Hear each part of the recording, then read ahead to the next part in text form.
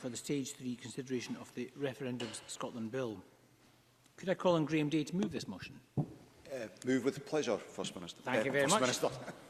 Presiding Officer. It's Christmas. It's all right, Mr. Day. There's a counter coup behind you, Mr. Russell. No member has asked to speak against the motion. The question is that motion 20250 be agreed. Are we all agreed? Yes. We are agreed. Thank you.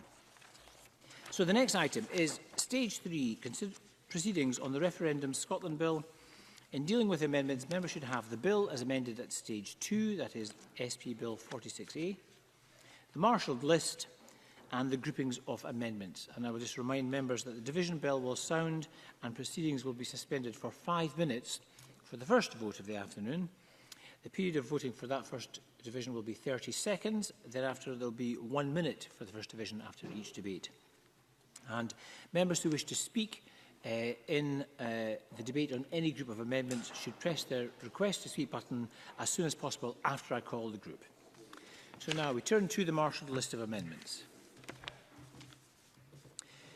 We start with Group 1, referendums to which this Act applies. I call Amendment 1 in the name of Adam Tompkins, grouped with Amendments 21 and 2. Adam Tompkins to move Amendment 1 and speak to all amendments in the group.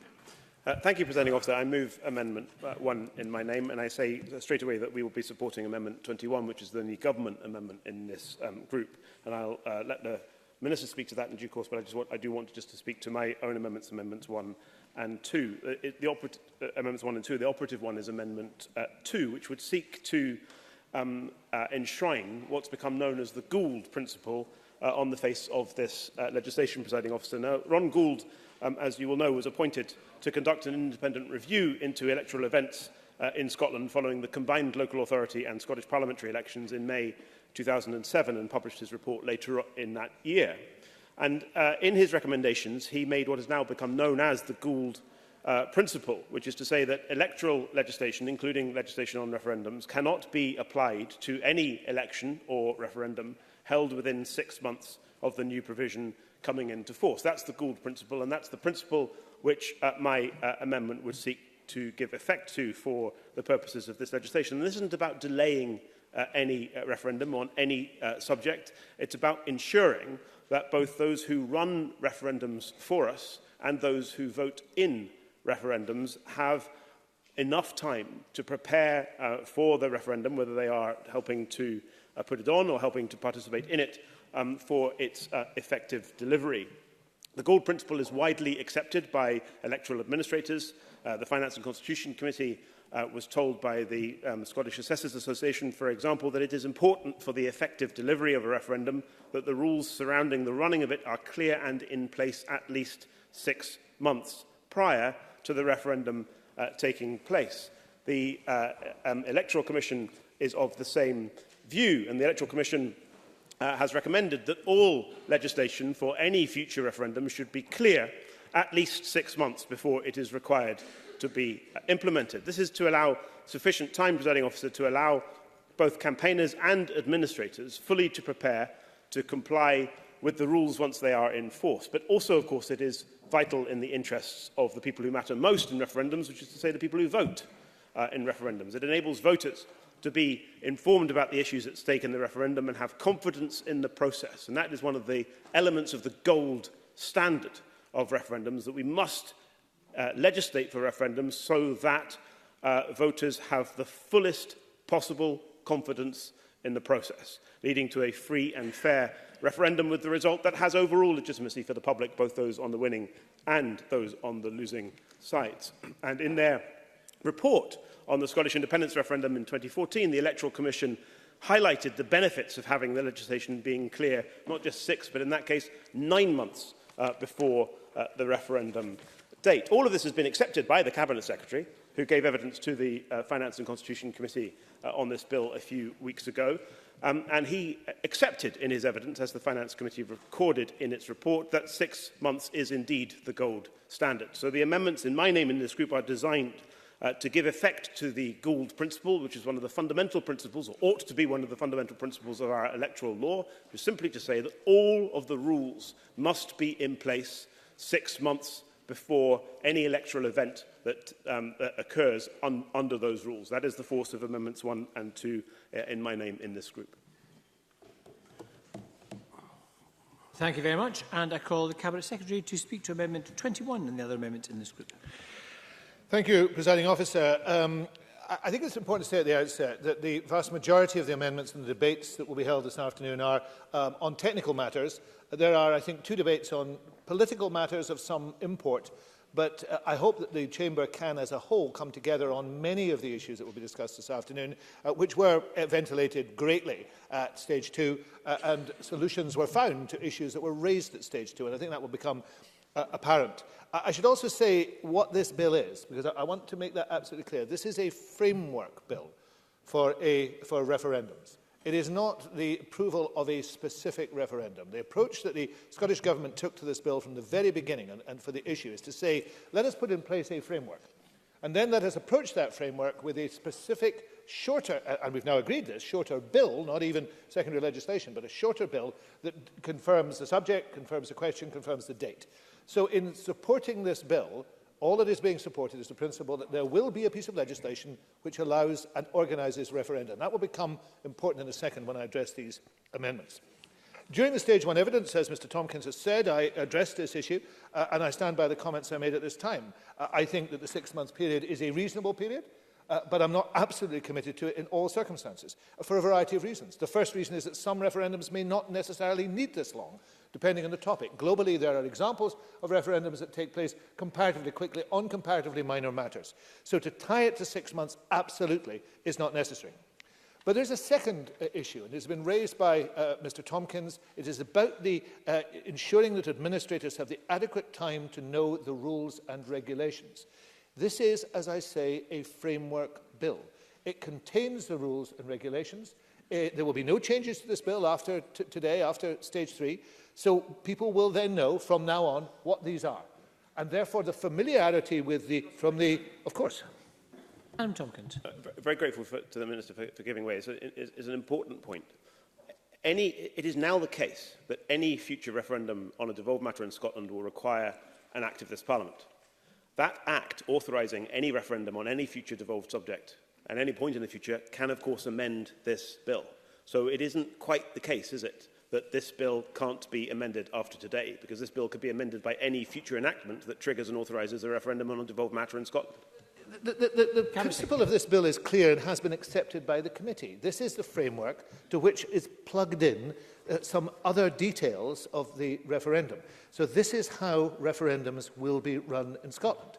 And the administrators and others will know how referendums will be run in Scotland. In a sense, we are catching up because these rules and regulations, some of them are in the equivalent Westminster legislation from the year 2000. But of course, the last time there was any referendum in Scotland organised by the Scottish Parliament, then the different approach was taken. Everything to do pertaining to that referendum was in that bill.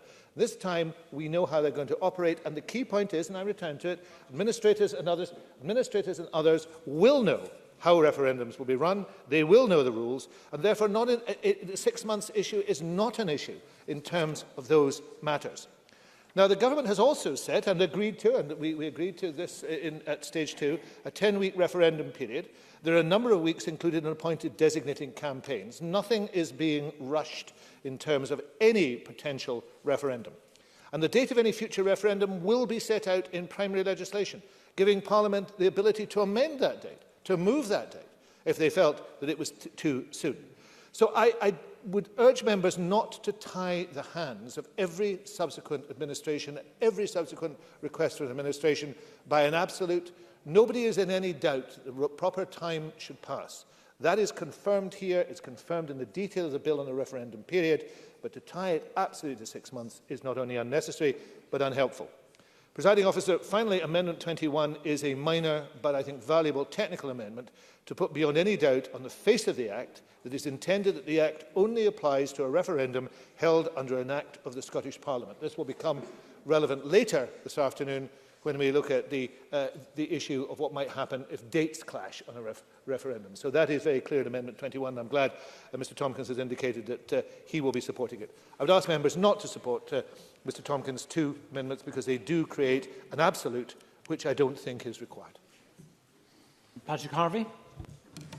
Thank you, Presiding Officer. Just very briefly, I would like to ask Adam Tompkins if he's listening.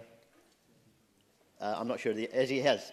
I would like to ask Adam Tompkins in winding up on this group, just to clarify exactly what he intends. If we were to pass the amendments in this group in his name, am I correct in assuming that if the Scottish Government subsequently was to propose a bill for a specific referendum sooner than 6 months before this bill achieves royal assent, then this framework would not apply, and the bill to establish the specific referendum would itself have to copy and paste all of the rules that are in here. So, effectively, the people administering and participating in that referendum would not have clarity until the subsequent bill had passed.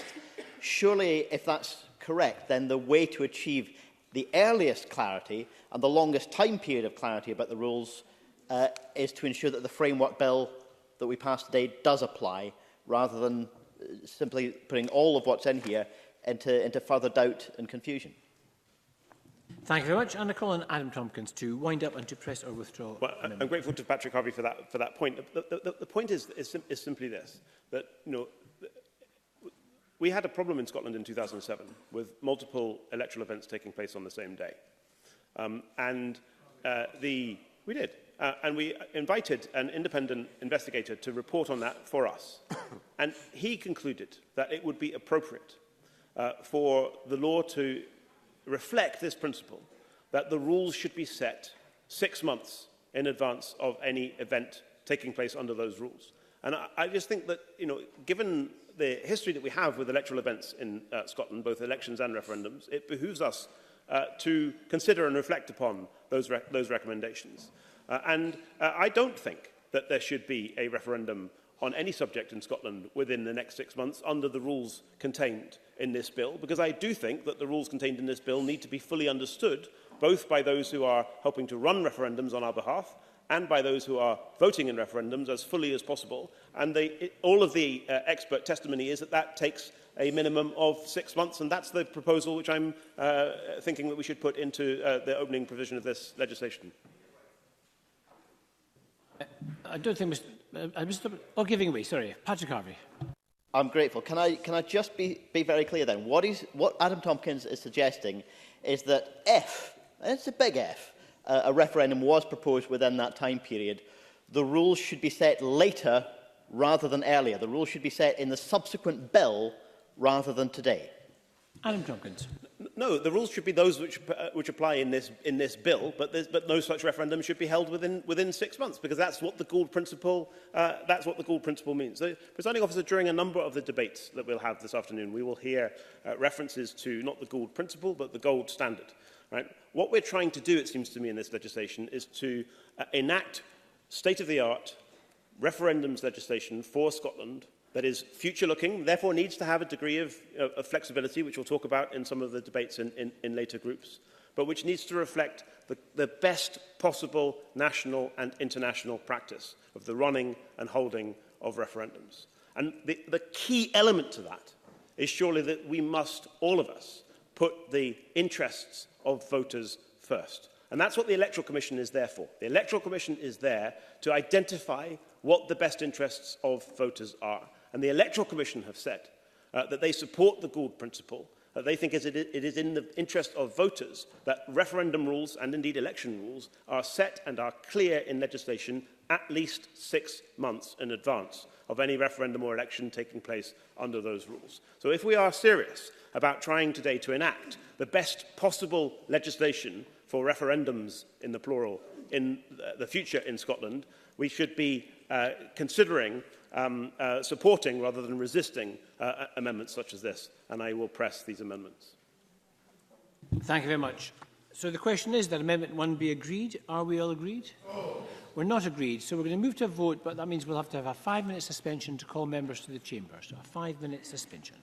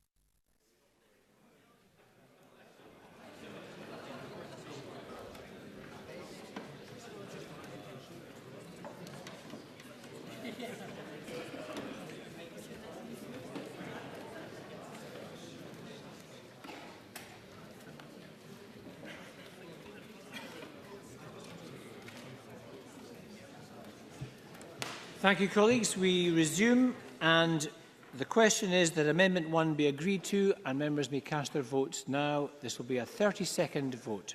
Amendment 1.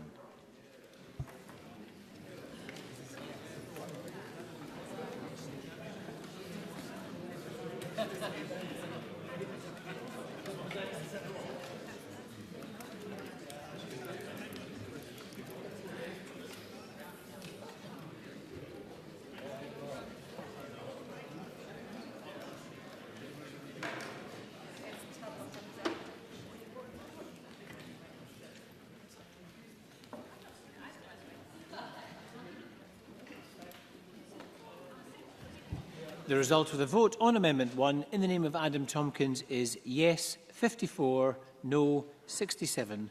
There were no abstentions. The amendment is therefore not agreed. I call Amendment 21 in the name of the Cabinet Secretary. Cabinet Secretary to move. Moved. Thank you. The question is that Amendment 21 be agreed. Are we all agreed? No. We're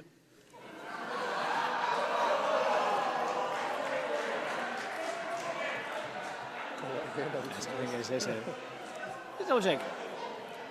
Are we all agreed? Yes. Thank you. That is agreed. I call Amendment 2 in the name of Adam Tompkins, already debated. Adam Tompkins to move or not move? Moved. That is moved. The question is that Amendment 2 be agreed to. Are we agreed? Yes. We're not agreed. We'll move to a vote on Amendment 2. Members may vote now.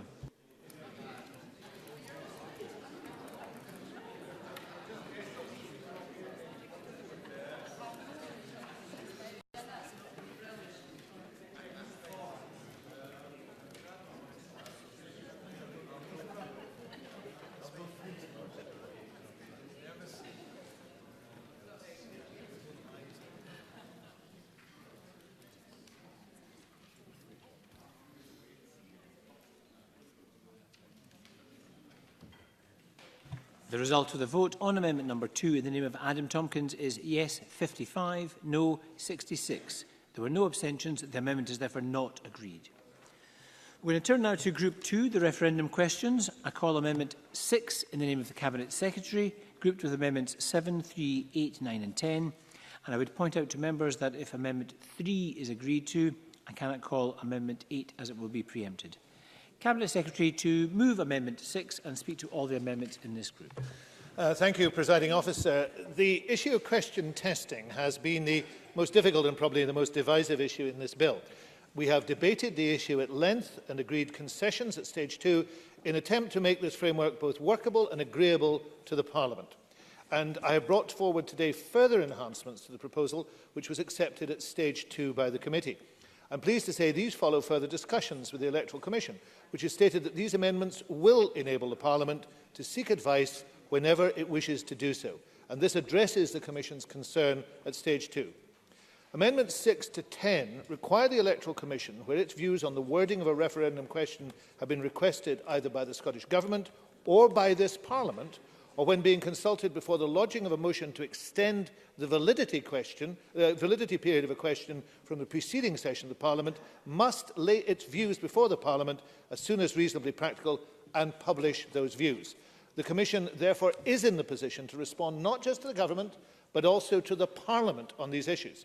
And it's standard practice for the Commission to publish its views, but including a duty to publish, as we do in this bill, means that the process can be seen as entirely transparent. The amendments at stage 2 required ministers to lay a report before the Parliament, stating any views as to the intelligibility of the question expressed by the Electoral Commission. However, on reflection and in discussion with the Commission, I've also agreed that the Commission should offer its views directly to the Parliament. Amendments 6 to 9 therefore provide for this. Amendment 10 would allow the Parliament, through a resolution, to consult the Electoral Commission on the wording of a question. Again, this allows the Parliament at any time to both seek a view on whether a question remains valid and to seek the Commission's expert advice on the intelligibility of the question. This responds to requests from the Commission and adjusts the amendment at stage 2. Now, I hope members will acknowledge the major concessions the Government has made on this issue with the aim of achieving cross-party agreement. Also, members will note that the Electoral Commission has said my amendments will enable the Parliament to seek advice whenever it wishes to do so, fulfilling the Commission's requests after stage 2. And I therefore urge members to support these amendments as a result. If I turn to Amendment 3 in the name of Adam Tompkins, I'm disappointed this amendment has been brought forward. When Mr Tompkins' amendment at stage 2, which have required all the questions to be tested, even if tested previously in the same session of Parliament, was rejected by the lead committee. At stage 2, Mr Tompkins made the point that we must be sure not to bypass the Electoral Commission. My proposals do absolutely fulfil that requirement. The Electoral Commission is central to my proposals. But a blanket requirement for all questions to be retested, rather than asking the Commission for their views, isn't necessary. The bill ensures that the Commission is able to provide its expert advice to Parliament. If the Commission's view is that a previously tested question requires further testing, the Parliament can request the Commission to do so. Now, given the Finance and Constitution Committee agreed with the principles of my proposal at stage 2 and that further adjustments to that proposal have been welcomed by the Commission, I ask members, yes, of course. Finlay. Can I appeal to the Cabinet Secretary? If he seeks to bring people on board, if he's trying to build consensus on this, he is going exactly the wrong way about it by seeking to manipulate the situation and the question. And I say that to him with 100% sincerity, that if you seek to bring people on board, you have to be seen as 100% straight on this, and seeking to manipulate it will have the opposite effect. Cabinet Secretary. I mean, I don't think Mr Finlay, with respect, has been listening to the points I've been making. We have moved... I'm sorry, I just want to make this point very clear. I have moved a very considerable degree to ensure that not only the government but the Parliament can seek permission, that any question will expire. The only small area of difference between us will be whether a question can be used within a parliamentary term or whether it cannot be used in a parliamentary term. And let me give Mr Finlay an example of why this is, two examples actually, of why this is necessary. The first one is that if a bill were to pass in the first year of a parliament for a referendum, and for any reason that referendum was delayed, then that could still continue to be asked during the term of that parliament. That's not unreasonable. A question must expire at some stage. It can't be reused in a second term without the Parliament specifically supporting that. Now, why would it be reused? Because sometimes, and I think you just have to look at the evidence of this, sometimes questions have a validity and are well understood. This is the point I made at the start of this process. The opinion poll evidence on this is absolutely unequivocal. The questions that is well understood, recognised, used repeatedly, for example, in opinion polling. No, can I just finish this? It is absolutely obvious that that would be something which the public know about. But even so, I have accepted that the Parliament has the right to do things and the Commission has the right, because the Commission will be able to say what its position is. And nobody can hide from that. The Commission will be able to say what its position is. And if the Commission says that should be tested again, in those circumstances, I am absolutely sure the Parliament and the Government will agree with it. So far from avoiding things, we have in actual fact accepted everything that has been put to us. I'll give way. Adam Tompkins. Before to the Cabinet Secretary for giving way. I mean, this is the most crucial point of this afternoon's debate. If what the Cabinet Secretary says is true, if there are referendum questions that are clear and well understood by the public, what does he have to fear? Cabinet Secretary. Nothing to fear, and I have absolutely nothing to fear, and the Commission has made it clear that they are satisfied with the progress. The Commission has said they are satisfied with this progress. I made this point to Mr Tompkins at questions. There has been the word satisfied is in the Commission briefing. Now, in all these circumstances, what we have done here is a sensible, common sense, giving way to the Parliament and Commission, listening to the arguments and putting forward a reasonable, no, not at this moment, and getting a reasonable position. I'm asking the Parliament to be reasonable about the progress they've made and not unreasonable. And I have to say, Mr Tompkins so far has not been reasonable about this, but I hope other parties will look at this and realise the progress that has been made, which is overwhelming. If I must, on you go. Mike Rumbles. I'd like to thank the Cabinet Secretary for giving way. But what he said about the Electoral Commission isn't simple. It's just not true. I'm quoting from the letter to all MSPs. It says, we continue to be of the view that it should be, should a future referendum on Scottish independence be brought forward, the Commission should be required to reassess the question, regardless of whether it's been asked before.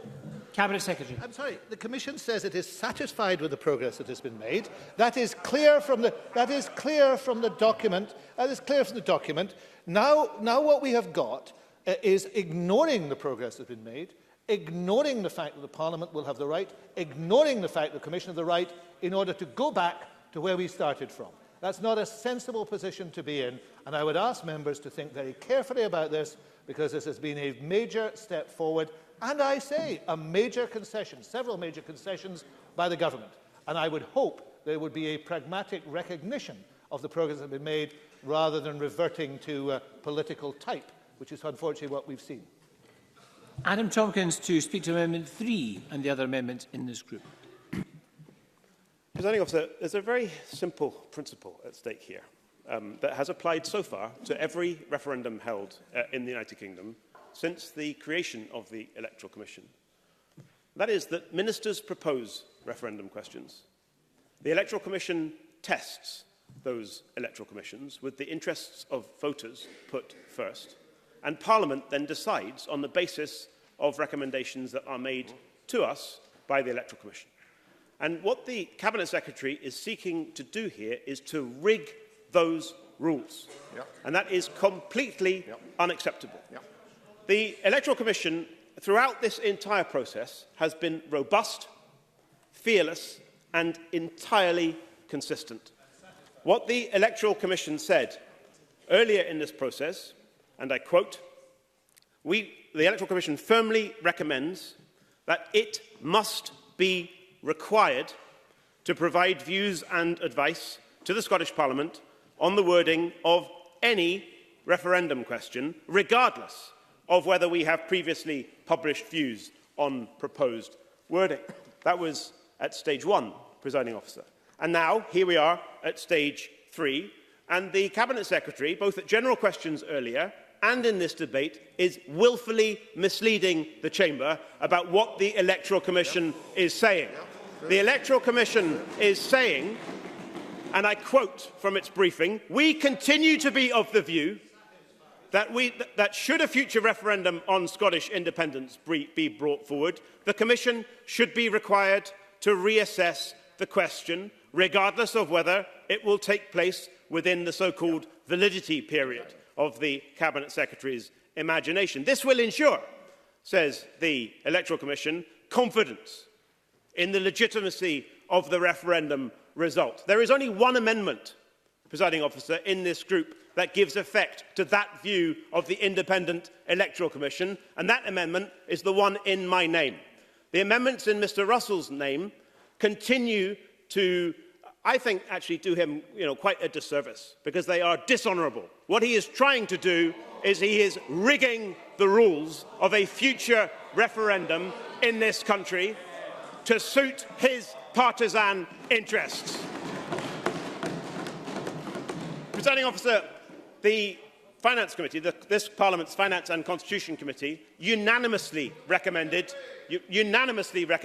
that he should not be allowed to get away with this. They unanimously recommended that before stage 2, Mr Russell should seek the agreement, not the satisfaction, however we're not really satisfied, of the Electoral Commission, but the agreement of the Electoral Commission before stage 2.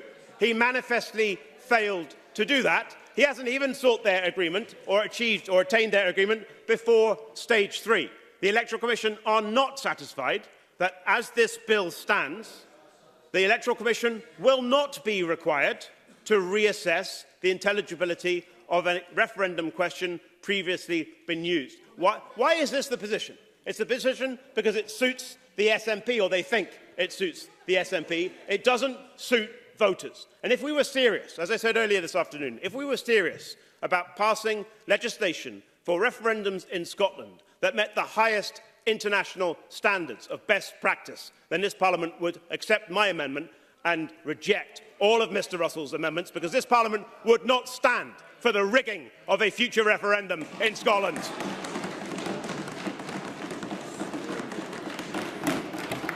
Thank you. I call Mike Rumbles to be followed by Alec Rowley. The Liberal Democrats support Amendment 3 in Adam Tompkins' name, because it's the right thing to do. On this issue, the Electoral Commission have clearly said, and every MSP has received this, so we cannot pretend we don't know it.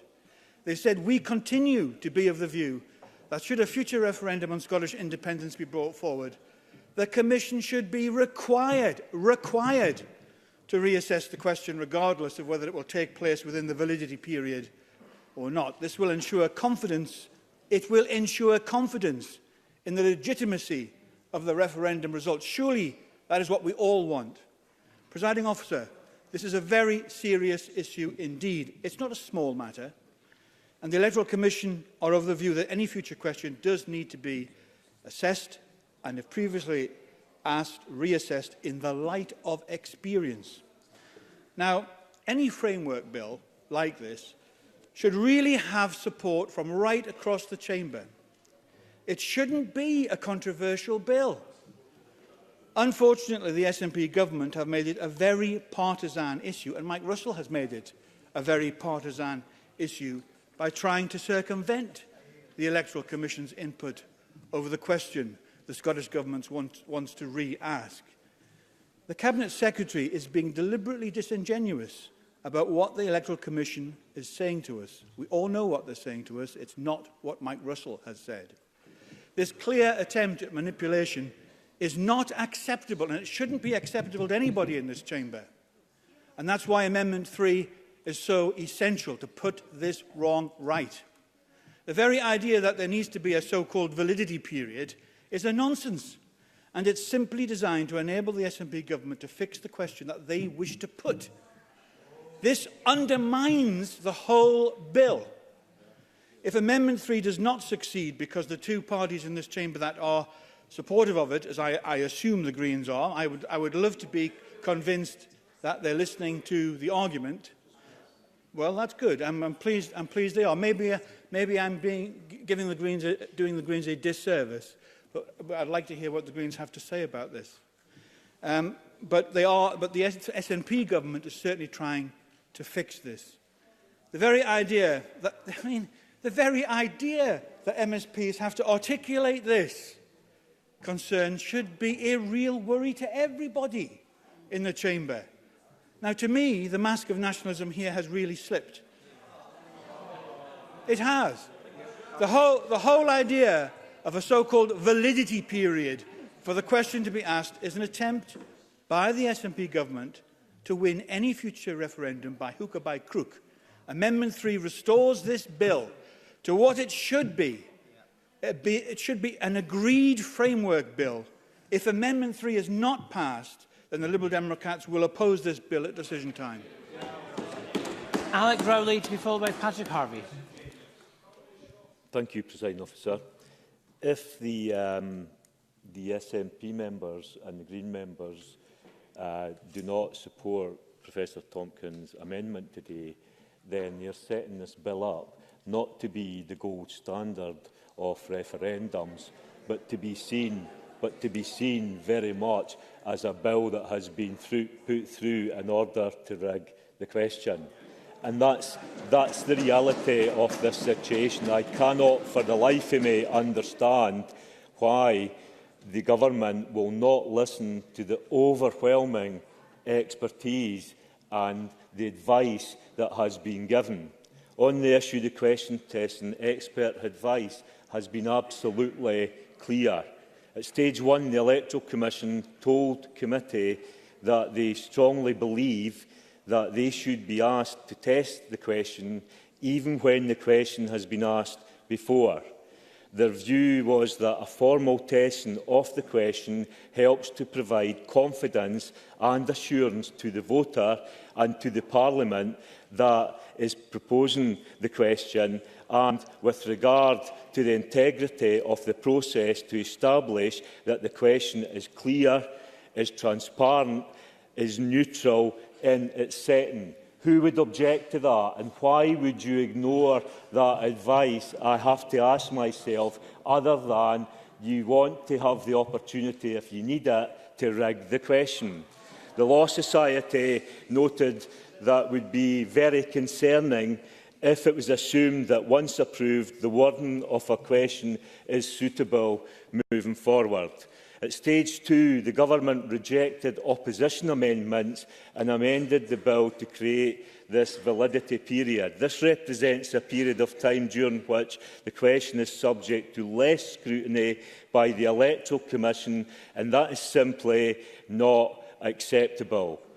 If best practice in this area is not the Government's key concern, we have to assume that they are seeking to circumvent the proper process. We will support Professor Tompkins' Amendment 3 to delete this validity period. I say to you, you can sit in this Parliament and shout and hee-haw all you wish. The reality at the end of the day is that if we're going to have this bill, it has to be fair, it has to be transparent, and no political party in this chamber should be able to rig a referendum question.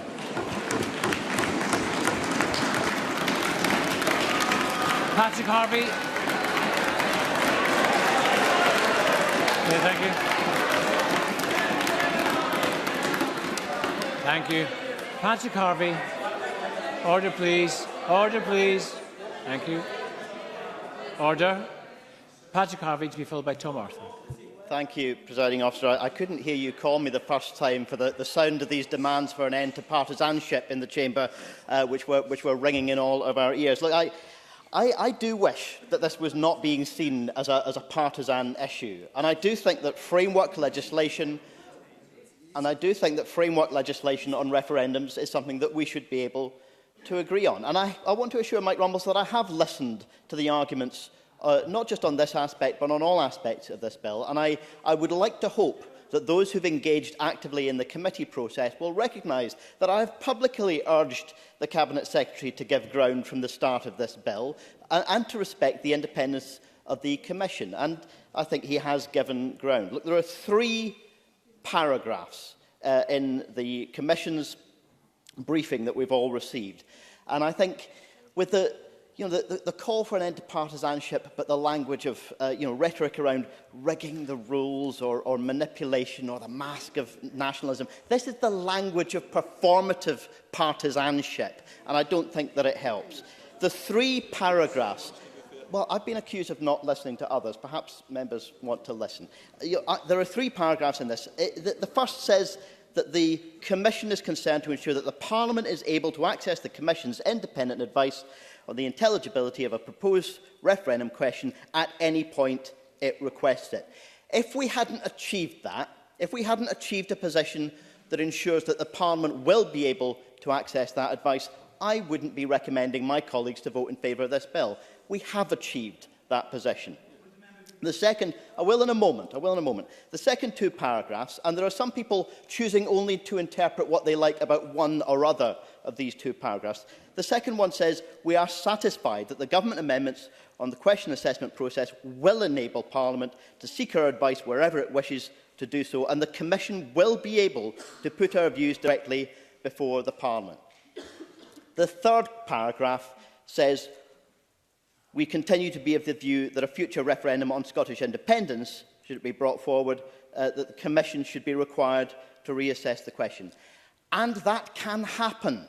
Under this bill, as amended by the Government, that requirement can be placed by this Parliament. It will be for this Parliament to make that determination at any time when a bill is brought before it to establish a specific referendum. I indicated to Mike Rumbles that I would give way, and if there's time, I'll come to Mr Johnson after. Mike Rumbles. I thank Patrick Harvey for giving way.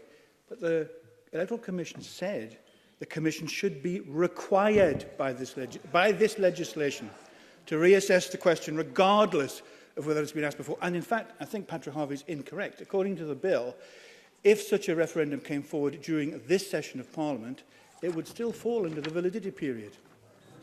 Patrick Harvey. Well, I would just draw Mike Rumble's attention to the paragraph as it's written. We continue to be of the view that should a future referendum on Scottish independence be brought forward, the Commission should be required to reassess the question. It doesn't say that that should be in this bill.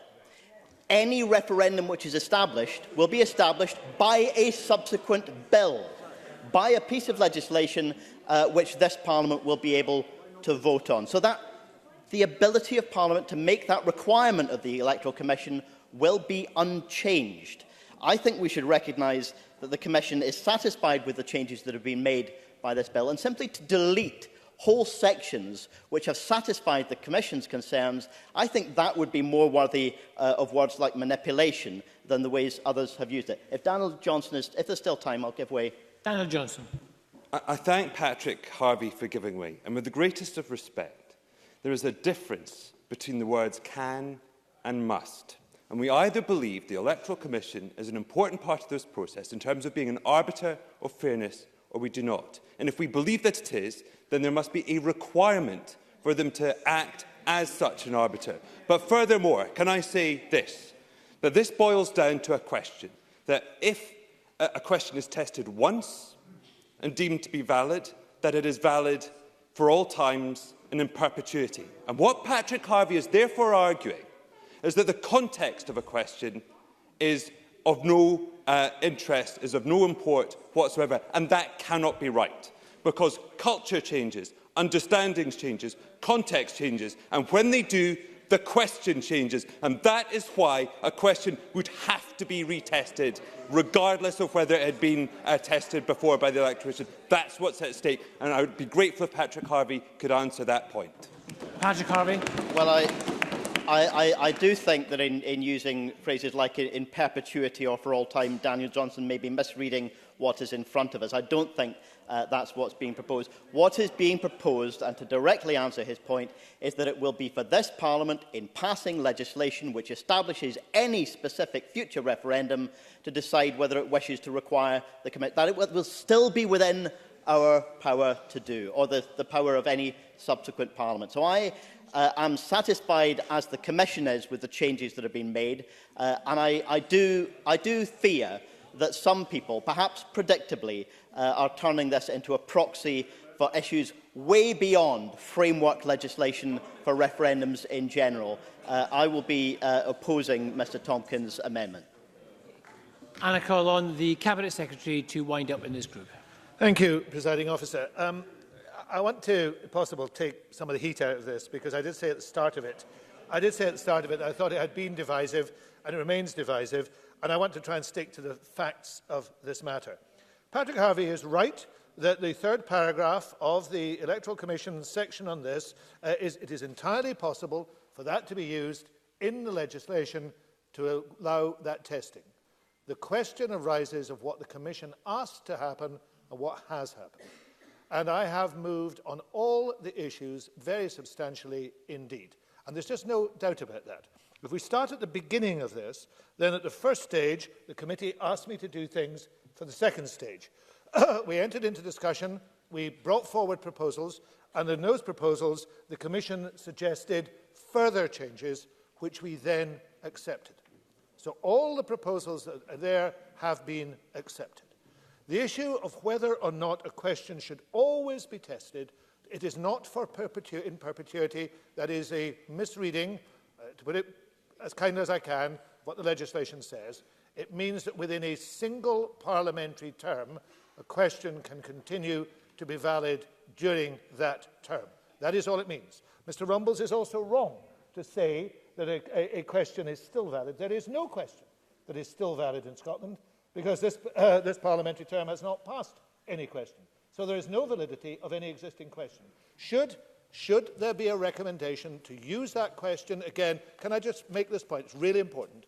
Then the Parliament here will have the right to say to the Commission that should be tested. And indeed, it can be built into the legislation that exists.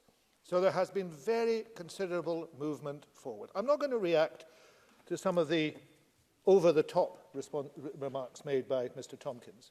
This is a serious bill with serious intent, and the only small area, in my view, of difference is whether a question would continue to have validity in a single parliamentary term. That is the issue. The Commission... No, I've heard your arguments, Mr Rumbles. I've heard your arguments, Mr Rumbles. Really, we are now at the stage making a decision on whether that point is worth this division, or whether, in actual fact, in common sense understanding, is that language does not change, and meaning does not change in the period of 4 or 5 years. And to suggest that it does, I'm afraid, is exaggerating beyond anything I could accept. So I would move my amendments. Thank you very much. And we're going to move to Amendment 6. The question is that Amendment 6 be agreed to. Are we all agreed? Yes. We are agreed. I call Amendment 7 in the name of the Cabinet Secretary. Cabinet Secretary to move. Moved. Thank you. The question is that Amendment 7 be agreed to. Are we all agreed? Yes. We are agreed. I call Amendment 3 in the name of Adam Tompkins. Adam Tompkins to move. Moved. That is moved, and I would remind members that if Amendment 3 is agreed to, I cannot call Amendment 8. The question is that Amendment 3 be agreed to. Are we agreed? No. We're not agreed. We'll move to a vote on Amendment 3. This will be a 1-minute division.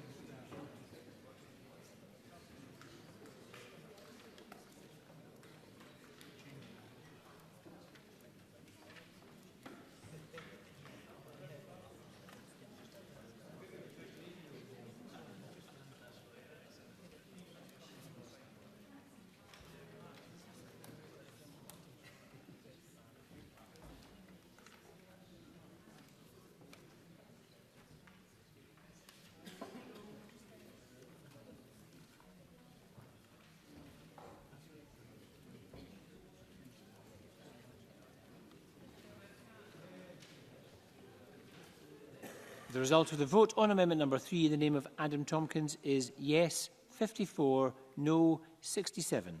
There were no abstentions. The amendment is therefore not agreed. Can I call Amendment 8 in the name of the Cabinet Secretary? Cabinet Secretary to move. That is moved. The question is that Amendment 8 be agreed to. Are we agreed? Yes. We are agreed. I call Amendment 9. Cabinet Secretary to move. Moved.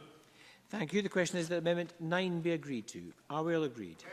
Thank you. Call Amendment 10, Cabinet Secretary to move. Moved. Thank you. The question is that Amendment 10 be agreed to. Are we all agreed? Yes. We are agreed. Turn now to Group 3, the power to change date of referendum if UK election on the same date. I call Amendment 22 in the name of the Cabinet Secretary in a group on its own, and the Cabinet Secretary to move and speak to Amendment 22. Thank you, Presiding Officer. I hope this will steer us into calmer and more calmer waters. Presiding Officer, during the discussion at Stage 2 around Adam Tompkins' proposed Amendment 80, which identified issues around there being 2 polls on the same day, I undertook to discuss ways of avoiding such a situation with Mr Tompkins. Mr Tompkins subsequently agreed to withdraw his amendment. In line with that undertaking, Mr Tompkins and I have met and discussed ways in which we could avoid 2 polls, one of which would be out with the control of the Scottish Parliament falling on the same day. This amendment gives effect to the outcome of those discussions.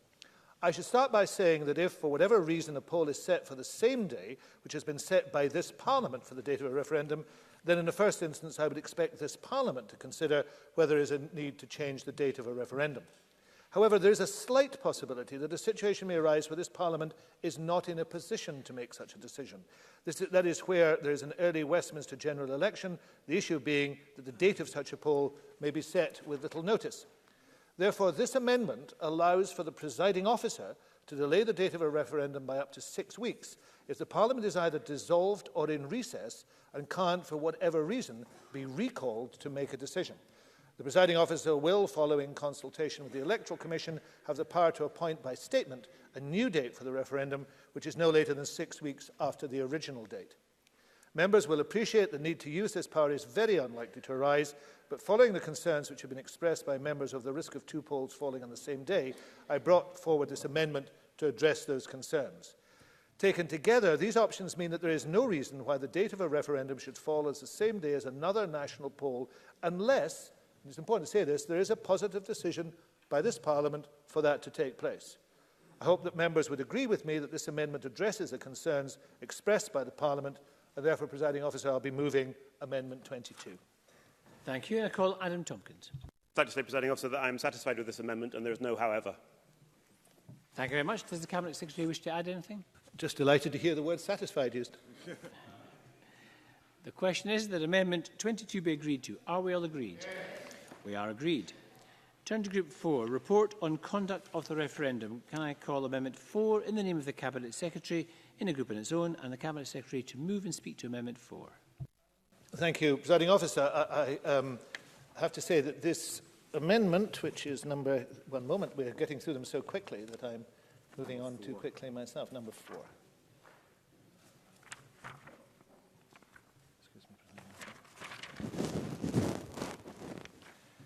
During stage 2 on the 27th of November, James Kelly agreed not to press amendments which would require the Electoral Commission to consult with the Commission for Equality and Human Rights and to include their representations in its report on the conduct of the referendum.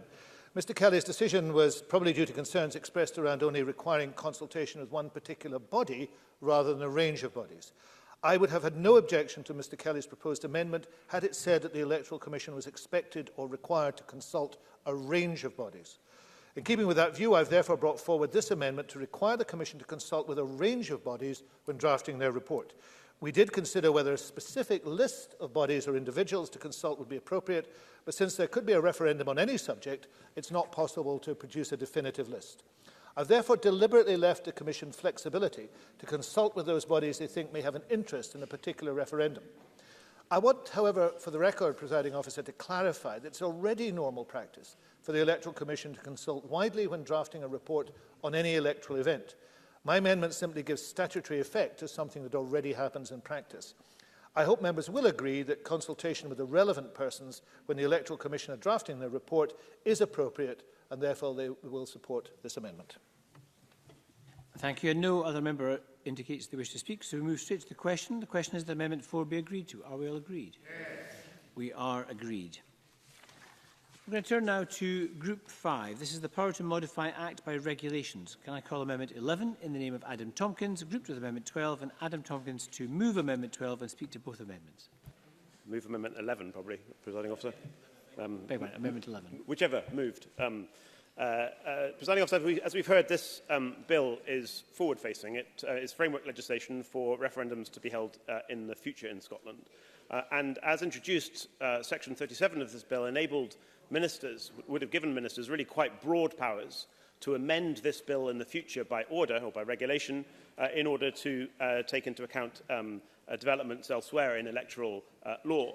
And the Finance and Constitution Committee recognised that there needed to be a degree of flexibility and dynamism about this bill to enable it to be modified in this way in the future, but that at the same time Parliament's interests needed to be more fully safeguarded than they were in the bill as it was introduced, so that we have effective and robust parliamentary scrutiny of those order-making powers. And the government, unlike its position with regard to question testing, has been constructive in engaging with opposition members on this question. And these amendments in my name have been prepared in cooperation with the government, for which I thank the Cabinet Secretary and his officials. So these amendments do not prohibit ministers, they're far from it, they do not prohibit ministers from making future modifications by secondary instruments to provisions of this legislation, but they ensure that, that in that process Parliament's interests as an effective and robust scrutineer of government policy are protected, and I move the amendments.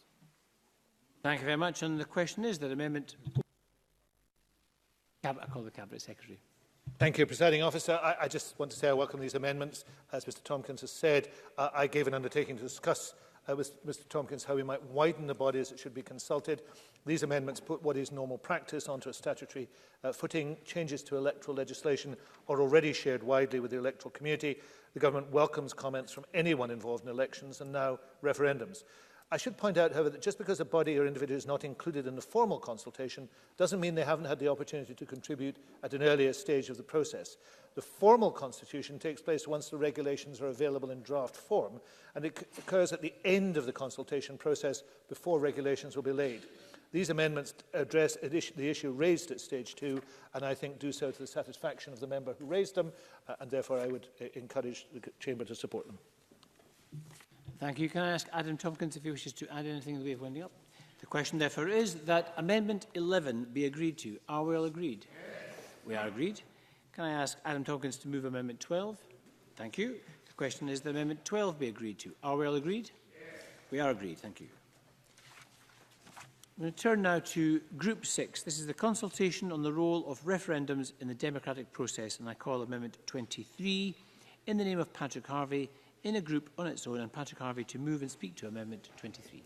Thank you, Presiding Officer. I move Amendment 23, and I do so with the intention of airing some issues for debate rather than ultimately for pressing this to the vote. And I just wanted to make that clear at the outset. In amongst the sound and the fury of some of the issues that we've disagreed with each other about in this bill, there have been occasionally some really interesting and much deeper debates about challenges to our democratic process and some of the questions which cannot reasonably be resolved fully in this bill.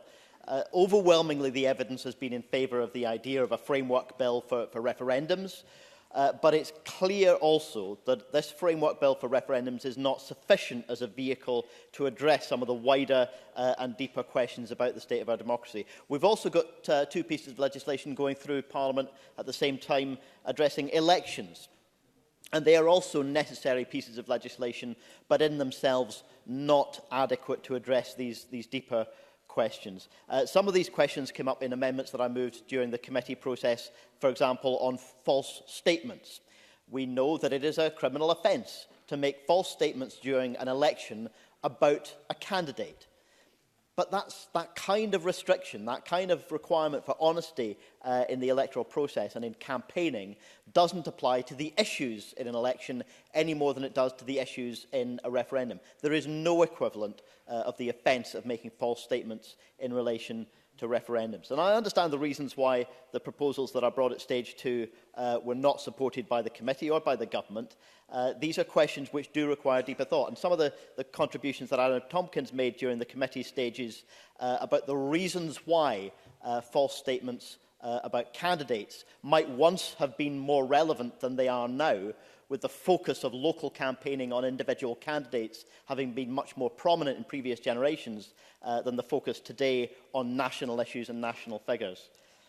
There were also discussions about the regulation of online and offline activity and campaigning. And I think even though we've seen some progress here, and we'll debate that again a little bit later, I do think we still need to recognise that the way we regulate online campaigning is based on models that were designed for the previous century's needs. We don't yet have answers to a lot of these questions.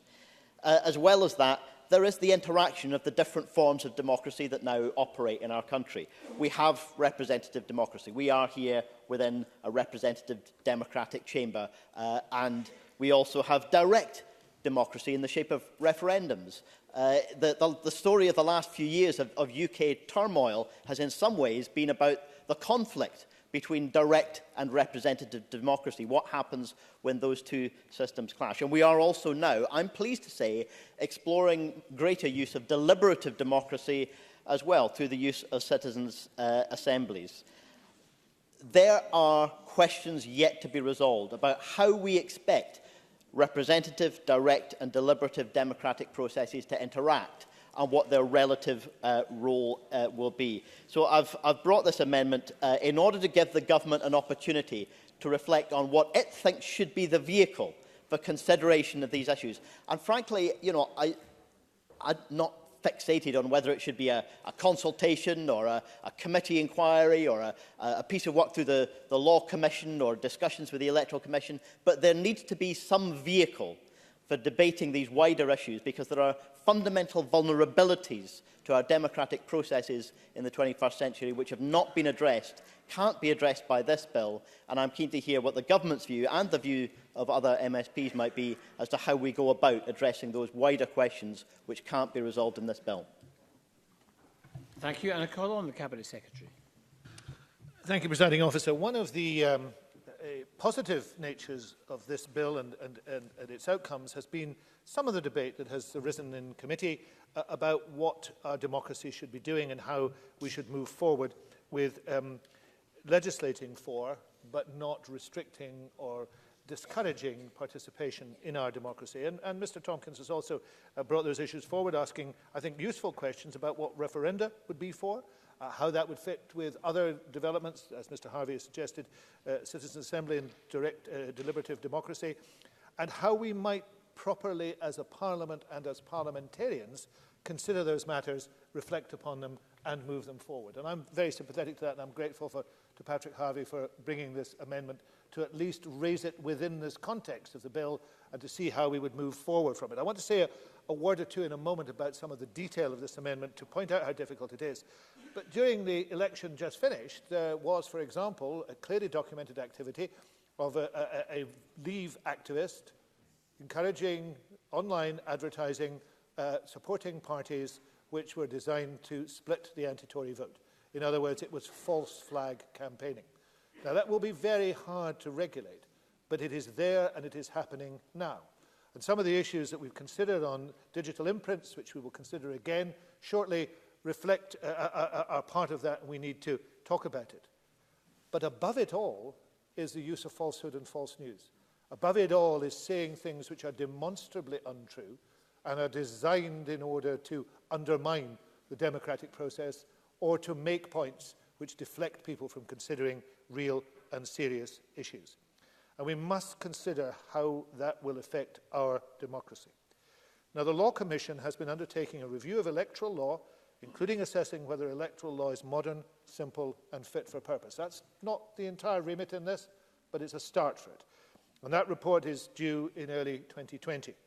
It would seem to me inevitable and immensely desirable that committees of this Parliament should look at that report. But they might, and this is for committees of this Parliament, they might want to look at it in a wider context. And they might want to consult on that report as the start of a process in which they say, how can we tackle some of these issues? The present electoral law that deals with false statements about candidates is there and is used. But it is no longer adequate or fit for purpose because there are other issues which have arisen out of it. We understand where that came from. What we do next, and what one might call the frontier of electoral law, given the changes we see taking place, is very important indeed. So I'm very happy to encourage a process in this Parliament and to support it in any way I can that takes these issues and begins to move them forward, and also asks what the role of referendums is, what the issues are for citizens' assemblies and how those interact with this Parliament and with the use of referendums. About the regulation of campaigning, usual social media and online media. About criminal penalties and the effect on the validity of a referendum result from false campaigning. All those matters need to be looked at, and if we can find a process to do so, it will be supported. But we must also be aware that we mustn't do anything to narrow or restrict democratic participation, and we mustn't do anything to make elections harder to run. For example, a consultation to be started within 3 months of royal assent of this bill would probably be far too tight, and we would need to actually have a longer period. The laying of a copy of any consultation before this Parliament for 90 days, well, it may be that the committee might want to recommend legislation of some sort or another. So there will be consultation anyway, but again, perhaps too restrictive.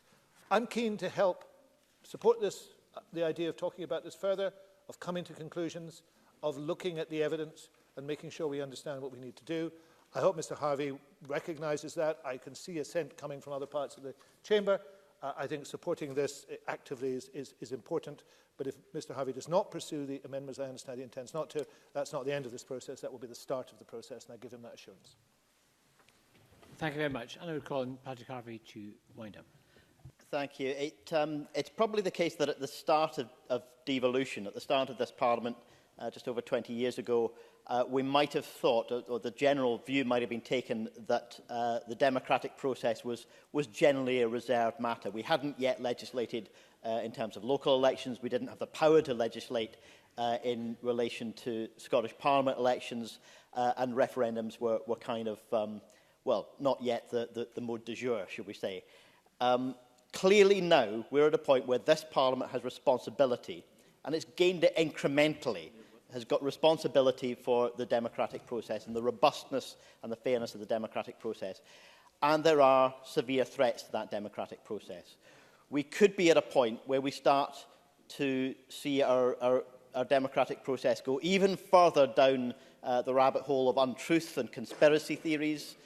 of not only lack of transparency in online campaigning, but data harvesting and manipulation, which is either illegal or unethical, and which greatly enhances the power of those in our electoral process who have money and who have the will to hide where they get their money from. We have threats that we're all aware of about international manipulation and attacks against our democratic process. We could be at the point where we see our democratic process continue to spiral downward, away from the transparent and accountable method of giving power to the public that it's supposed to be. Or we could start to take responsibility for those challenges and recognise that we don't yet have answers to those fundamental questions. I hope that every political party, not just in the implementation of the legislation that we're putting forward today, but perhaps in the period of time that we have to consider what should be in manifestos for the 2021 election, I hope all political parties will recognise that there is a major overhaul required in our democratic processes if it is going to be robust, resilient and fair in the future. That being said, I will seek leave to withdraw the amendment that I've moved in this group, but I hope that all political parties will engage very actively in the questions which have not yet been defined, let alone answered. Thank you very much. And Mr Harvey wishes to withdraw Amendment 23. Does anyone object? No one objects. That's good. We're going to move on to Group 7, Referendum Expenses. Can I call Amendment 5 in the name of the Cabinet Secretary, in a group on its own, Cabinet Secretary to move and speak to Amendment 5. Thank you, Presiding Officer. During Stage 2 on the 27th of November, when we were discussing excluding the additional costs associated with an individual's disability from campaigners' expenditure limits, amendments which were taken and accepted, Patrick Harvey asked if I had considered dealing with the issue of translations into other languages in the same way as translations for the purpose of disability. In response, I undertook to look at the issue. I've now considered Patrick Harvey's suggestion. My officials have discussed it with the Electoral Commission, who are responsible for monitoring campaign expenditure. And I'm therefore pleased to acknowledge that Patrick Harvey has raised a valid issue, which is now being attended to. I have brought forward this amendment, which will exclude from campaigners' expenditure limits any reasonable expenditure associated with the translation of referendum materials into languages other than English. I'd like to emphasise we're only talking here about the costs reasonably attributable to the actual translation, not, for instance, the entire cost of creating, printing or distributing such material, either in paper or electronic form, as those costs would apply to any materials. My aim in bringing forward this amendment is to make referendum material more accessible to those whose main language is not English. Just because an individual does not use English, for whatever reason, this should not be a limiting factor if they want to take part in a referendum debate. This amendment is intended to address any concerns that campaigners may have that the cost of providing translated material may result in them exceeding their expenditure limits. I hope members will agree with me we should make every effort to involve all members of our communities in a referendum debate and that they would therefore support this amendment, and I move Amendment 5. Thank you very much. And I call Patrick Harvey. Thank you. Just to say very briefly that I appreciate the fact that the government has taken forward this suggestion. I think all of us recognise that having accessible information from campaigners in languages, a range of different languages that are spoken in our communities, is an important part of enabling everyone to participate in the democratic process. And given that we are, I hope, about to pass other legislation expanding the franchise and ensuring that the right to vote is based on residency, not citizenship, a great many more people, I hope, will be able to participate in the democratic process, and many more of them will not have English as their first languages. I think it's going to be important that all political campaigns by parties and in referendums ensure that information is available that allows them and empowers them to do so. Thank you. Does Mr Russell wish to add anything? We will move to the vote. The question is that Amendment 5 be agreed to. Are we all agreed? Yes. We are agreed. I turn now to Group 8, Restrictions on Publications. Can I call Amendment 13 in the name of Adam Tompkins, grouped with Amendments 14 and 15. Adam Tompkins to move Amendment 13 and speak to all the amendments in this group. Thank you, Presiding Officer. I move Amendment 13 in my name. This group of amendments is concerned with what is informally known as rules on purdah. That's to say that, as the law stands, for the last 28 days, the last 4 weeks of any referendum campaign, the government is prohibited from publishing information that provides general information about the referendum, that deals with any of the issues raised by the referendum question, that puts any arguments for or against any outcome in the referendum, or that is designed to encourage voting in the referendum. And the idea of having such PERD rules is well established now in our electoral practices. But we have taken evidence in the Finance and Constitution Committee that the relevant period that PERD applies for, just the last 4 weeks of the campaign, is too short and should be lengthened. But we've also taken evidence that in lengthening that period of PERDA from the last 4 weeks to the whole of the regulated referendum period, which is 10 weeks, that the scope of the PERDA rules should be narrowed. So the force of my amendments in this group is both to lengthen and to thin rules of PERDA, so that the government would be prevented in the last 28 days from providing general information about the referendum and providing information that is designed to encourage voting in the referendum, but for the whole 10 weeks in terms of providing other information that deals with issues raised by the referendum question or putting any arguments for or against any referendum outcome. And this redesign, modest redesign of the rules of PERDA was supported by a range of witnesses that gave evidence on the bill to the Finance and Constitution Committee at stage 1, including Alan Rennick of the Constitution Unit at UCL, who said that given that campaigns, as we all know, begin well before the PERDA period, the rules do not prevent potentially influential government interventions in the campaign. And the Electoral Commission supported the view of Dr Rennick, pointing out that whereas referendum campaigners must work within statutory spending limits, government and public authorities may spend potentially very significant amounts of public money promoting their preferred outcome as close as 4 weeks before polling day. And the Electoral Commission have recommended that PERDA should apply during the whole of the referendum period, that's to say for 10 weeks rather than for merely 4 weeks. So in short, Presiding Officer, these amendments in my name extend the length of the PERDA period from 4 weeks to 10 weeks, but narrow its scope, excluding from that extended 10-week period information that simply provides general information about the referendum or that is designed to encourage voting in the referendum. Thank you very much. And I call on the Cabinet Secretary. Thank you, Presiding Officer. It is a feature of debates about electoral regulation, particularly about referenda, that oppositions will seek to restrict PERDA and governments will seek to maintain the present situation. And I call in evidence on that David Lidington during the EU referendum bill, who, defending the government against an attempt from the opposition, all the opposition parties, to restrict this, described the provisions in the Political Parties Elections and Referendums Act, which is still current and which we observe, as a very wide-ranging statutory prohibition on government activity. That's what it is. And I would resist further statutory prohibition on government activity.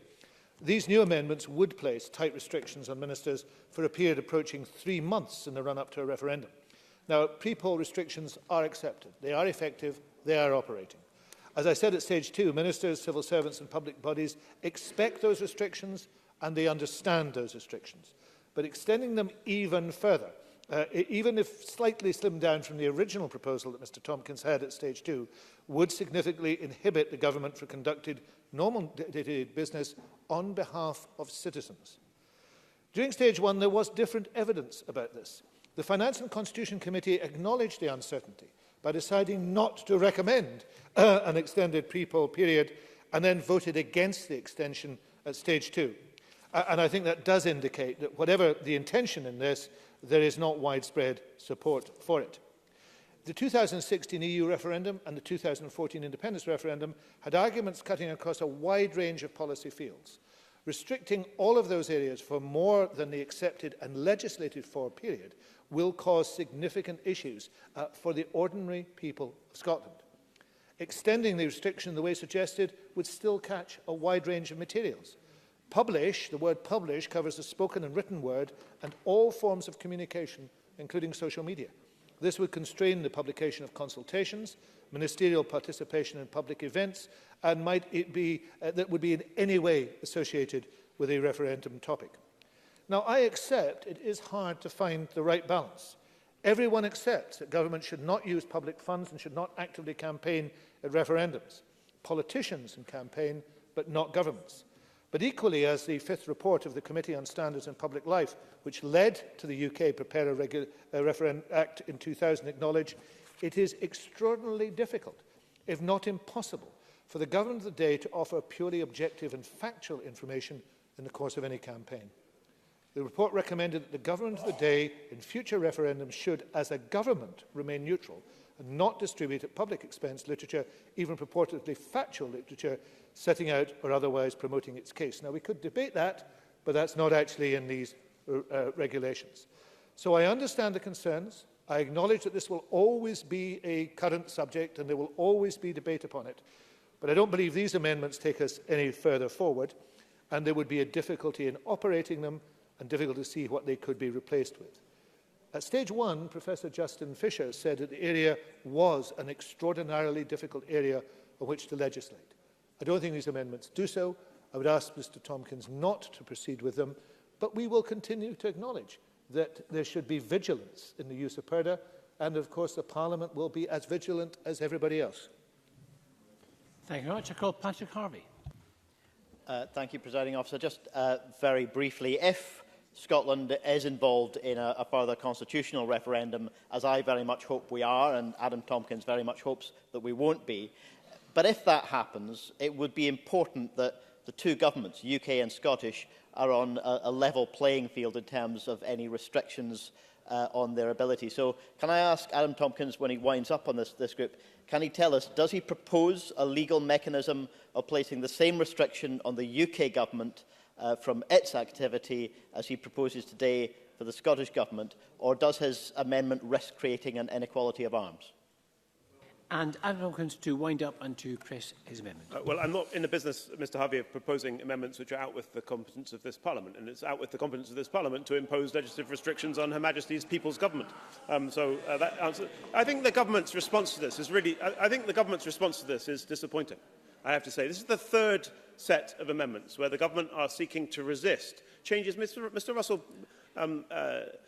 painted a picture of his being about government versus opposition. It's opposition members who are seeking to promote these amendments, and governments that are seeking to. It's got nothing to do with opposition and government. It's to do with respecting the views of those who understand national and international best practice with regard to the running and holding and conduct of referendums in this country. And on the Electoral Commission's statutory role of testing questions, the government have resisted. On the Gould principle, which I thought all parties agreed to, the government have resisted, and now also on PERDA. The government are resisting not amendments which I have dreamt up, Presiding Officer, but amendments which are seeking to put into effect the evidence that the Finance and Constitution Committee heard from the best available experts and from the Electoral Commission, whose job it is to ensure that the interests of voters are put first and foremost in the design and delivery of all referendums and elections in this country. So I think it is very regrettable that for the third successive occasion this afternoon, the government are seeking to resist not opposition amendments, but amendments which are designed to make the referendums bill reflect international best practice. This is subpar legislation, Presiding Officer, and it's disappointing that that's what the Cabinet Secretary wants for his legacy. Thank you. The question is that Amendment 13 be agreed to. Are we all agreed? No. We're not agreed. We'll move to a division. This will be a 1-minute division on Amendment 13.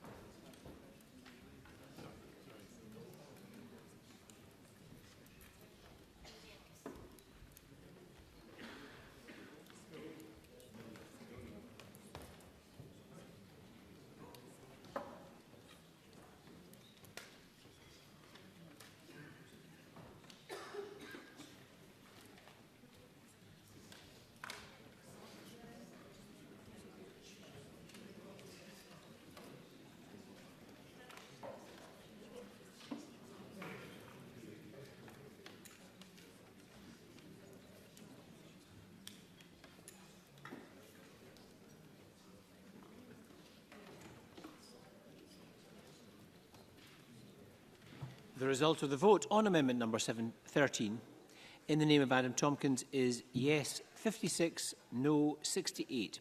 There were no abstentions. The amendment is therefore not agreed. Can I call Amendment 14 in the name of Adam Tompkins? Adam Tompkins to move or not move? Not moved. Not moved.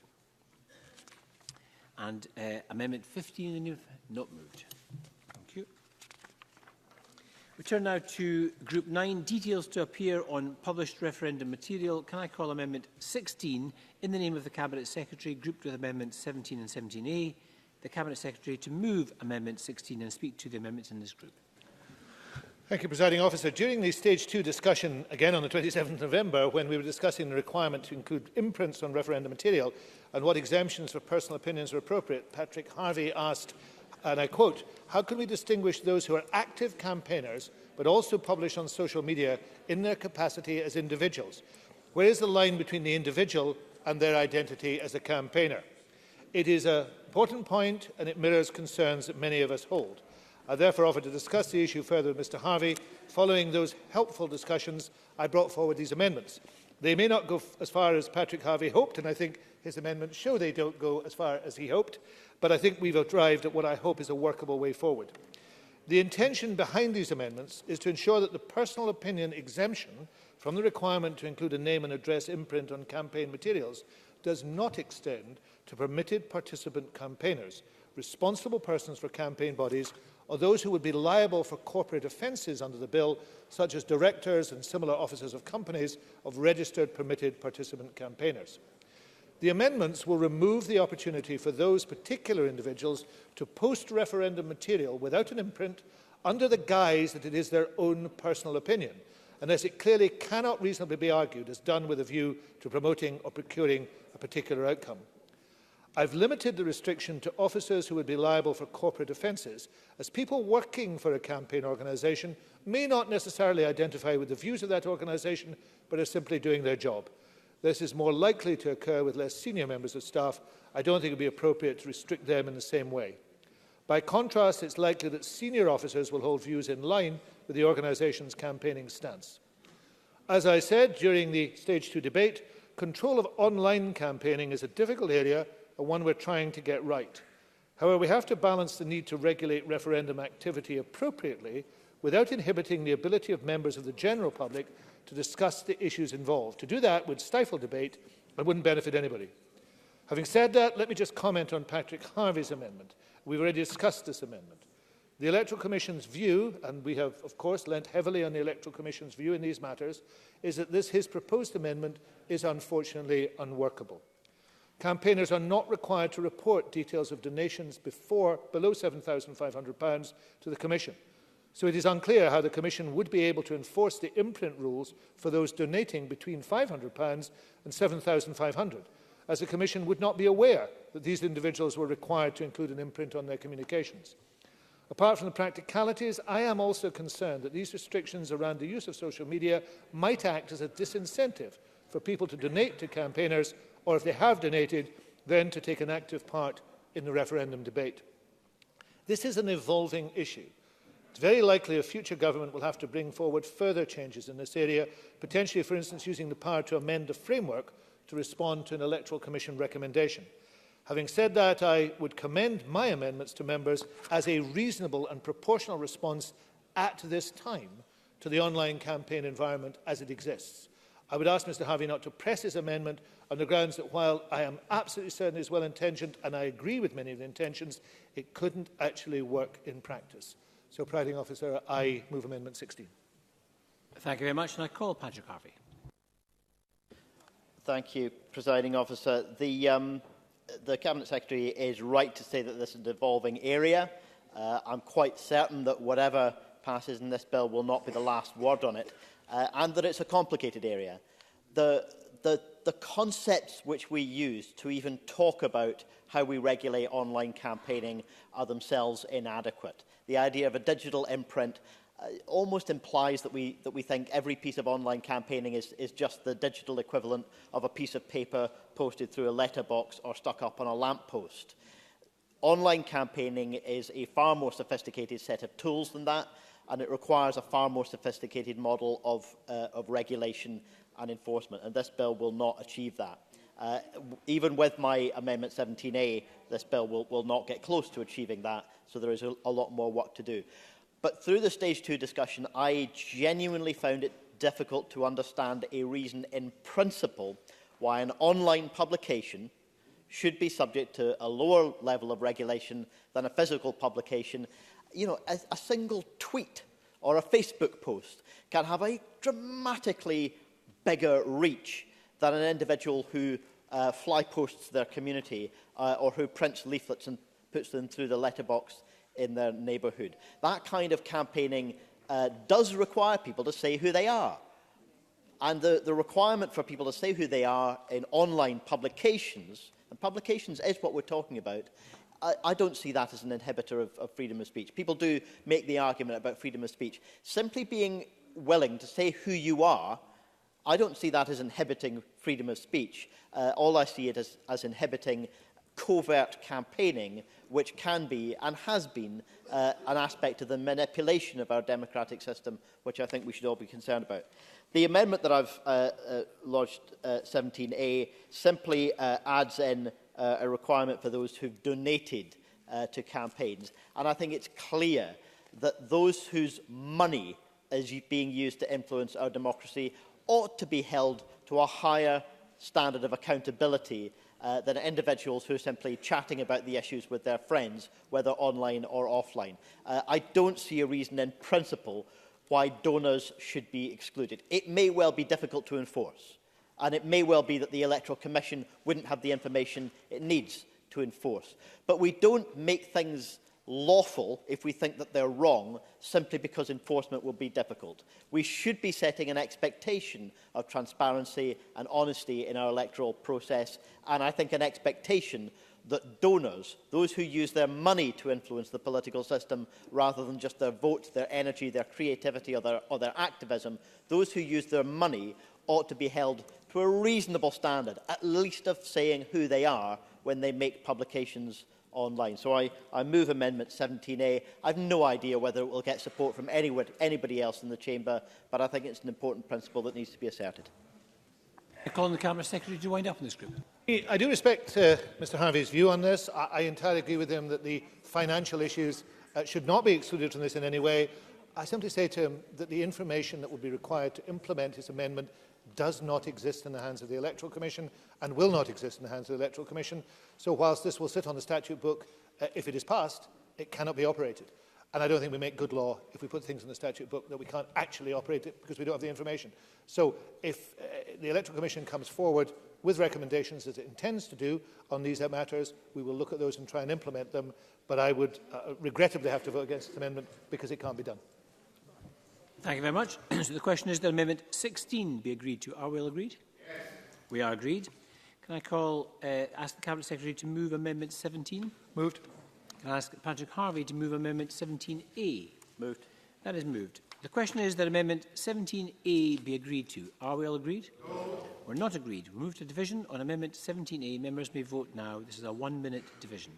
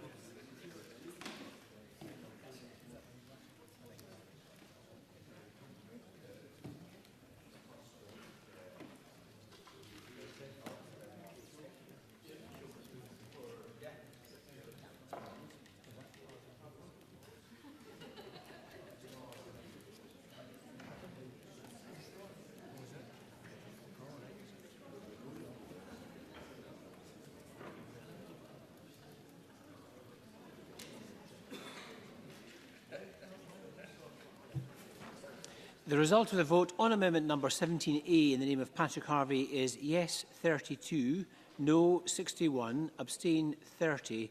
The amendment is therefore not agreed. Can I call... Sorry, the question is that Amendment 17 be agreed to. Are we all agreed? Yes. We are agreed. We turn to Group 10, the investigatory powers of the Electoral Commission. Can I call Amendment 18 in the name of the Cabinet Secretary, grouped with Amendments 19 and 20? Cabinet Secretary to move Amendment 18. I hope, Presiding Officer, we are in the last stages, the canter towards the end of the amendments. The Stage 2, I brought forward a number of amendments aimed at strengthening the Electoral Commission's monitoring powers to gather information about campaign activity. The Commission sought the strengthening of their power to obtain information so they could deal with compliance issues in real time ahead of a referendum. These amendments were agreed by the Finance and Constitution Committee. These further amendments refine those earlier amendments in response to further comments from the Commission. Amendment 18 adds an additional category to those individuals or bodies to which the Electoral Commission can give a disclosure notice. This new category covers individuals or organisations which have not registered as permitted participant campaigners, but which it has reasonable grounds to believe have published referendum material without an imprint or name and address details. Taken together with Amendment 20, a disclosure notice can require them to provide the Commission with information or an explanation.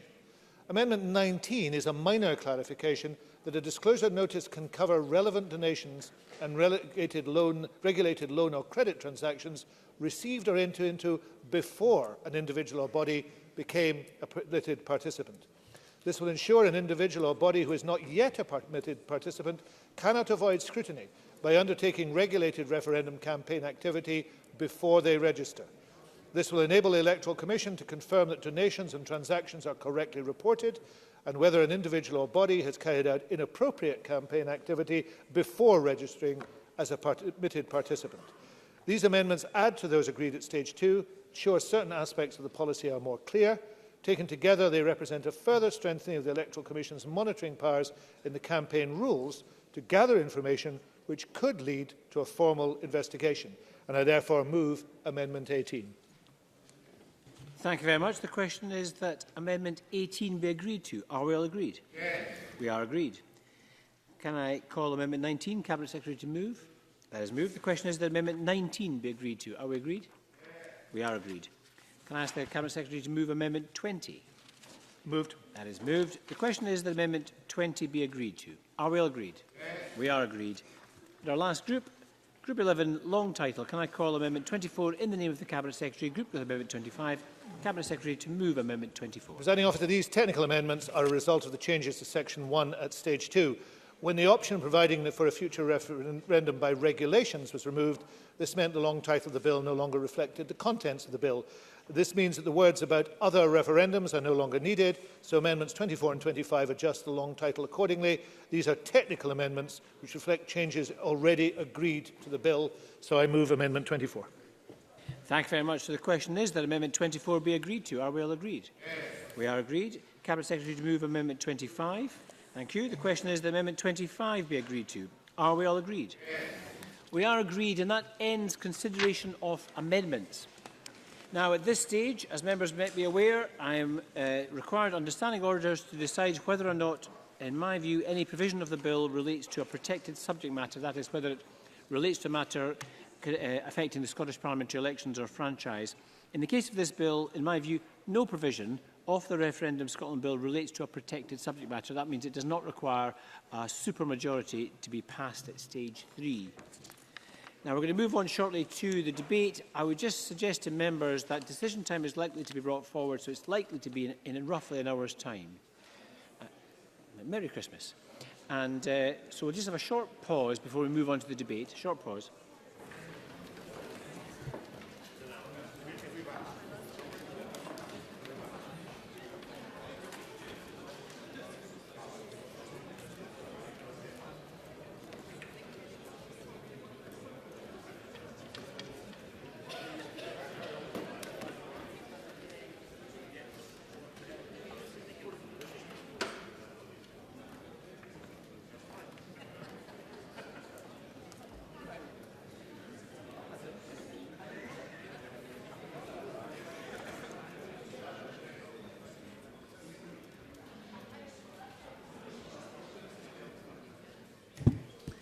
Parliament is suspended for 5 minutes. Please be back in your seats for 3:30.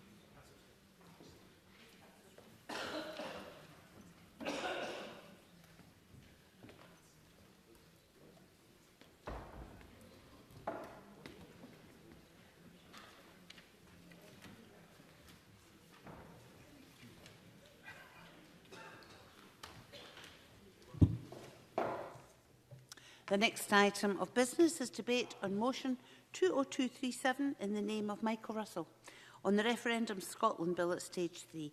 May I ask those who wish to speak in the debate to press the request to speak buttons, please? And I call on Michael Russell to speak to and move the motion for up to 7 minutes, please, Cabinet Secretary. Thank you, Presiding Officer. And can I start by thanking all of those who have been involved in shaping and developing this bill over the last few months. Very grateful to the bill team who have done a tremendous job, to the two committees that have considered this, both Delegated Powers and the Finance and Constitution Committee. We've had robust debates in both committees, but I think they improved the bill and improved it substantially. And those members who have worked with me on bills before know that when I set off with a bill as a minister, I do think it can be improved, can be developed, can be changed and can be shaped for its purpose. Excuse me, Cabinet Secretary. Can I say to all members, Parliament has recommenced. There should be no private conversations going on or backs turned to the chair. Please continue. And it is perfectly possible to shape and develop a bill in a way that makes it a better bill, and that has happened in the case of this bill. And I'm grateful to each member who has done that. I hope today's debate, as we come to the conclusion of this process, will perhaps restore some harmony, which has been somewhat damaged by the little debate we've had earlier on. I believe that we have worked very hard to try and move towards the resolution of the one significant difficulty that existed, and I think that we are, in actual fact, there. Ensuring that elections and referendums are run to the highest standards is central to any democracy. The rules by which electoral events are run should be clear, well understood, and promote open and inclusive debate. Sometimes we look around the damage that has been done in recent months to democracy, months and years, by the European referendum, and wonder if we can recover from that.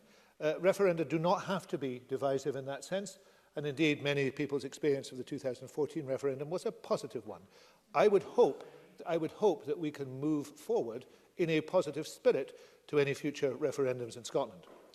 If we do so, it's important that the rules for any referendums held on devolved matters are specifically suited to Scotland and debated and agreed by this Parliament.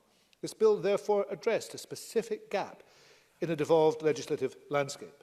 The purpose of the bill is to put in place a standing framework of conduct and campaign rules that could be applied to any national referendum on a devolved subject matter. My intention at the outset was to ensure that these rules meet the highest standards of electoral administration and regulation and reflect international best practice. This will ensure that the debate on a future referendum concentrates on the merit of the question, not on the nature of the poll. And I give my thanks again to those who have helped that to happen. And I want to also express my thanks to the electoral community in Scotland, who provided expert advice on the policy and technical issues raised by the bill. I first showed a slightly unnatural interest in electoral matters when I was a member of the Arbuthnot Commission on voting systems and boundaries more than 10 years ago, indeed more than 15 years ago, I think now. And I remain very interested in the issue of electoral law and electoral regulation. We are very well served, by and large, by the electoral community in Scotland, and they've engaged very fully in this bill and continue to engage in the work that will be required to make it real. I am open to considering continued issues, and as elements of this bill move forward, I am sure that the electoral community and others will want to make sure that they build upon the success of this bill to make it a reality when it is required. The changes to the framework can be triggered by a process within this bill, and we've limited that process, but it is possible to have dynamic legislation on elections, and that is something that I believe we have now achieved. We have further changes to make to the franchise, or a bill that is presently going through this Parliament, and at the conclusion of that, then I think we will have a system that is very much fit for purpose, and a system that is inclusive in terms of participation by all voters. And the technical adjustments we've made today add greatly to that, Presiding Officer. There are issues that we've not been able to resolve in this bill, or issues that have only been partially addressed. I give way to Mr Finlay. Neil Finlay. I believe the Cabinet Secretary has said that there's no other plans to have any other referendum other than a referendum on Scotland's constitutional future. I accept the right to pursue that.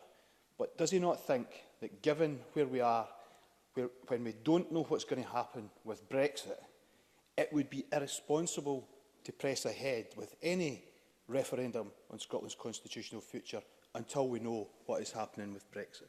Michael Russell. Well, let me address that in two ways. The first one to say is that this bill does not create a Scottish independence referendum. No ifs, no buts. It's not what it creates. It puts in place the framework which could be built on by a Section 30 order or by legislation at Westminster. So this bill creates the circumstances in which we could have referendums, and it is certainly possible that people will come to this chamber with other ideas, and other governments will succeed this government. They may have ideas. This framework, therefore, is there to do that. The second answer to put to that is no, bluntly, I do not. I think it is very clear the nature of the Brexit we are facing for. The withdrawal agreement, now that the bill is within the UK Parliament, indicates what type of Brexit it is going to be. There is no such thing as a good Brexit. There are degrees of bad Brexit, and in terms of what we now know will take place, this will be a very bad Brexit indeed. So I think we are in a position to be able to judge very accurately what will happen in Scotland. For example, on matters of migration and on all other such matters. And I think, therefore, the sooner we are able to have a decision and to move on and to re-enter the EU, because regrettably it looks as if we're going to leave, the better it will be for Scotland. Neil Finlay. Absolutely clarify that the only reason you foresee for using this legislation is for an independence referendum. No, I've never said that. In fact, I've given examples when I was giving evidence to Mr Simpson's committee of other areas in which I thought this bill could be used. What I am saying is that clearly there is an electoral mandate for, as Mr Finlay has accepted, an electoral mandate for an independence referendum. This bill does not deliver on that electoral mandate. This bill started before that mandate, the renewed mandate, was given. This bill puts in place a framework. It would be perfectly possible for somebody to come to this chamber next week and propose a referendum on another subject. And this bill would be there for use in that way. I see Mr Rumbles is thinking of what he could bring forward as a referendum, and I look forward to his ideas on that matter. So I do not accept the point. But let me move on. The reality of this bill is that it provides the best practice for a referendum, and we then move forward. But it doesn't necessarily, and Mr Harvey has made this point this afternoon, it doesn't resolve all the outstanding issues that exist. And those issues, for example, not just digital imprints, but issues of how democracy is changing and being influenced by some very malign influences, we need to continue to address. And we do so with the Electoral Commission, because we have been guided by the Commission at every stage of the way. We have sought to work with them at every stage of the way, and we have now got a bill that conforms with their requirements, I am sure. And that is a very useful thing to have. So, Presiding Officer, I look forward to hearing what others have to say. I hope this will be a constructive debate, and I hope it will persuade people who are not yet sure how they're going to vote later this afternoon to back this framework bill, which is a framework. It is not a bill that produces an independence referendum. There is no doubt about that at all. It is a framework which we needed to have in Scotland, and we now have, or almost have. Call Adam Tompkins for 6 minutes, please. Thank you, Presiding Officer. We all know the reality, Presiding Officer. This is not intended, and never was intended, by the SNP to be a framework bill for all referendums on any subject. This is a paving bill for IndyRef 2. The game is given away by the Cabinet Secretary's own demeanour and indeed overblown rhetoric when it comes to his absolute insistence that it is his right to rig the rules of the second independence referendum by bypassing the views of the Electoral Commission. There is only one relevant question to which his validity period applies, and that is the question put to the people of Scotland in 2014 about whether Scotland should become an independent country, and the answer, of course, was no. So the SNP want sometimes to pretend that this is a general bill, a framework bill for referendums in general, and other times they know that it isn't, because we all know that it isn't. It is a paving bill for a second independence referendum. Now, it is sensible to have framework legislation for referendums if you have, as a government policy, the idea that you are likely to use referendums in the future to decide things. But I have asked Mr Russell many times during the process of this bill, and indeed before the bill was even introduced, when it was first announced by the First Minister in a statement about independence. I asked even then, what are the subjects, other than independence, that this government proposes at any point to put to the people of Scotland in a future referendum? And answer came there, none. Because the only question that Mr Russell is interested in putting to the people of Scotland in a referendum is the independence question. So this is a framework bill for a second independence referendum, and it is a framework bill for a second independence referendum which is in breach of promise. Because in the independence referendum in 2014, the First Minister herself repeatedly said that this was a once-in-a-lifetime opportunity. A once-in-a-lifetime opportunity. I will give way. Stuart McMillan. I thank Adam Tompkins for taking the intervention, but would he not agree with me that people can actually change their mind, such as Jackson Carlaw on his position regarding Brexit?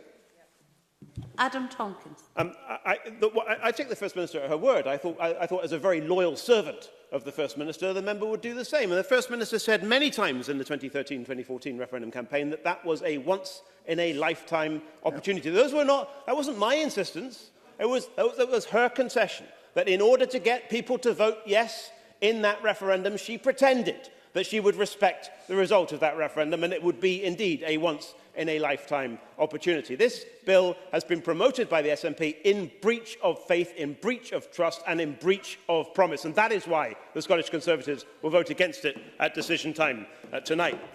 At the same time, Presiding Officer, this is a bill which is a missed opportunity, and the issues that Patrick Harvey raised at stage 3 earlier on this afternoon, and that both he and I sought to raise in committee at stage 2, are really important. If we are going to have a future in Scotland in which referendums are used more and not less, then we have got to do the work of understanding what the relationship is between popular democracy in the form of a referendum and parliamentary democracy in the form of this Parliament. And we just don't. We don't understand what the relationship is between popular democracy and representative democracy in Scotland. And this bill should have addressed that question. And its failure to address that question is, I think, a lost opportunity. When should referendums be held? We don't know. This bill doesn't tell us. On what subjects should referendums be held? And why should referendums be held on those subjects and not on others? How often should referendums be held on the same subject? What do referendums even do? What happens in a referendum? Do they decide things, or are they mere expressions of opinion? And if they decide things, on whom are those decisions binding? Are they binding on us as individual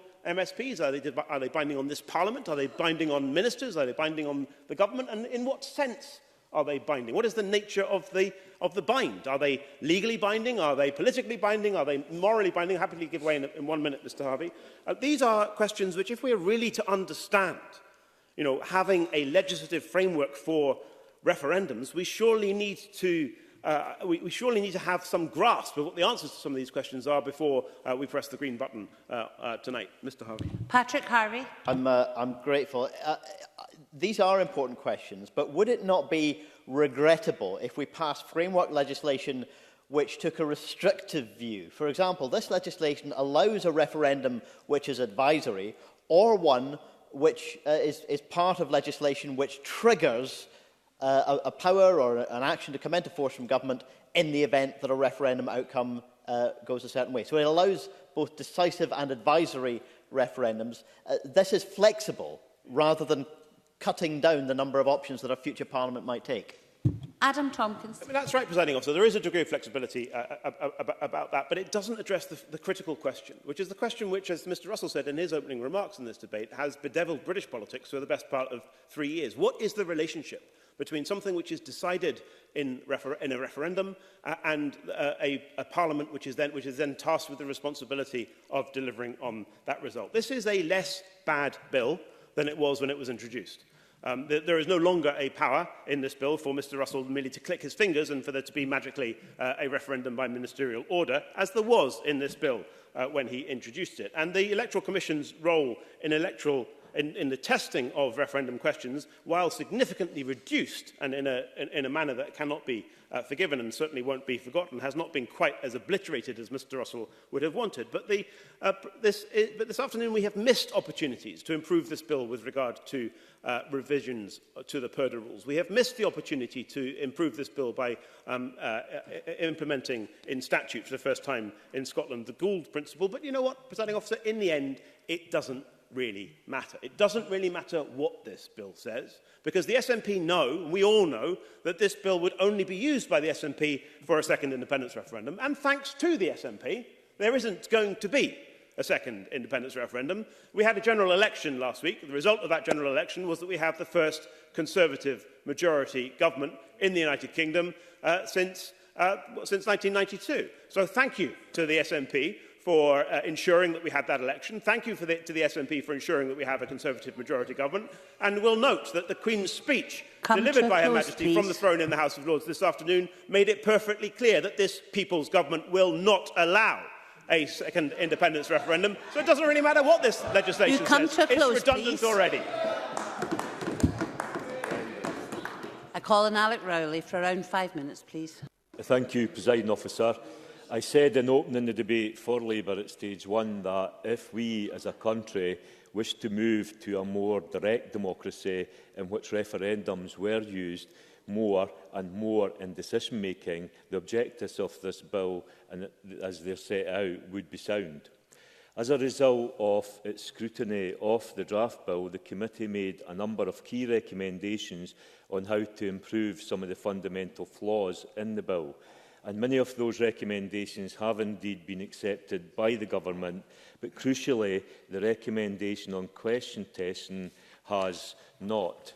And today we will hear from many that this bill is an administrative procedure to facilitate future referendums rather than retaining the current ad hoc approach. In my lifetime, there have been 6 referendums, 3 on a UK-wide basis and 3 specific to Scotland and the Constitution. The reason there have been so few is due to the fact that we live in a parliamentary democracy and abide by the principle of parliamentary sovereignty. Now, I'm not aware of any great demand or shift in public opinion to move away from that principle of parliamentary sovereignty. So the bill we are debating today is a bill to pave the way for an independence referendum to take place next year. Indeed, Michael Russell, when given evidence to the Finance and Constitution Committee, stated, and I quote, "We have never hidden the fact that I see this bill as being used by the Parliament and the Government to create the referendum for independence." And he went on to say the SNP have no other plans for any other referendums. So I say again today, Labour cannot support this bill on that basis.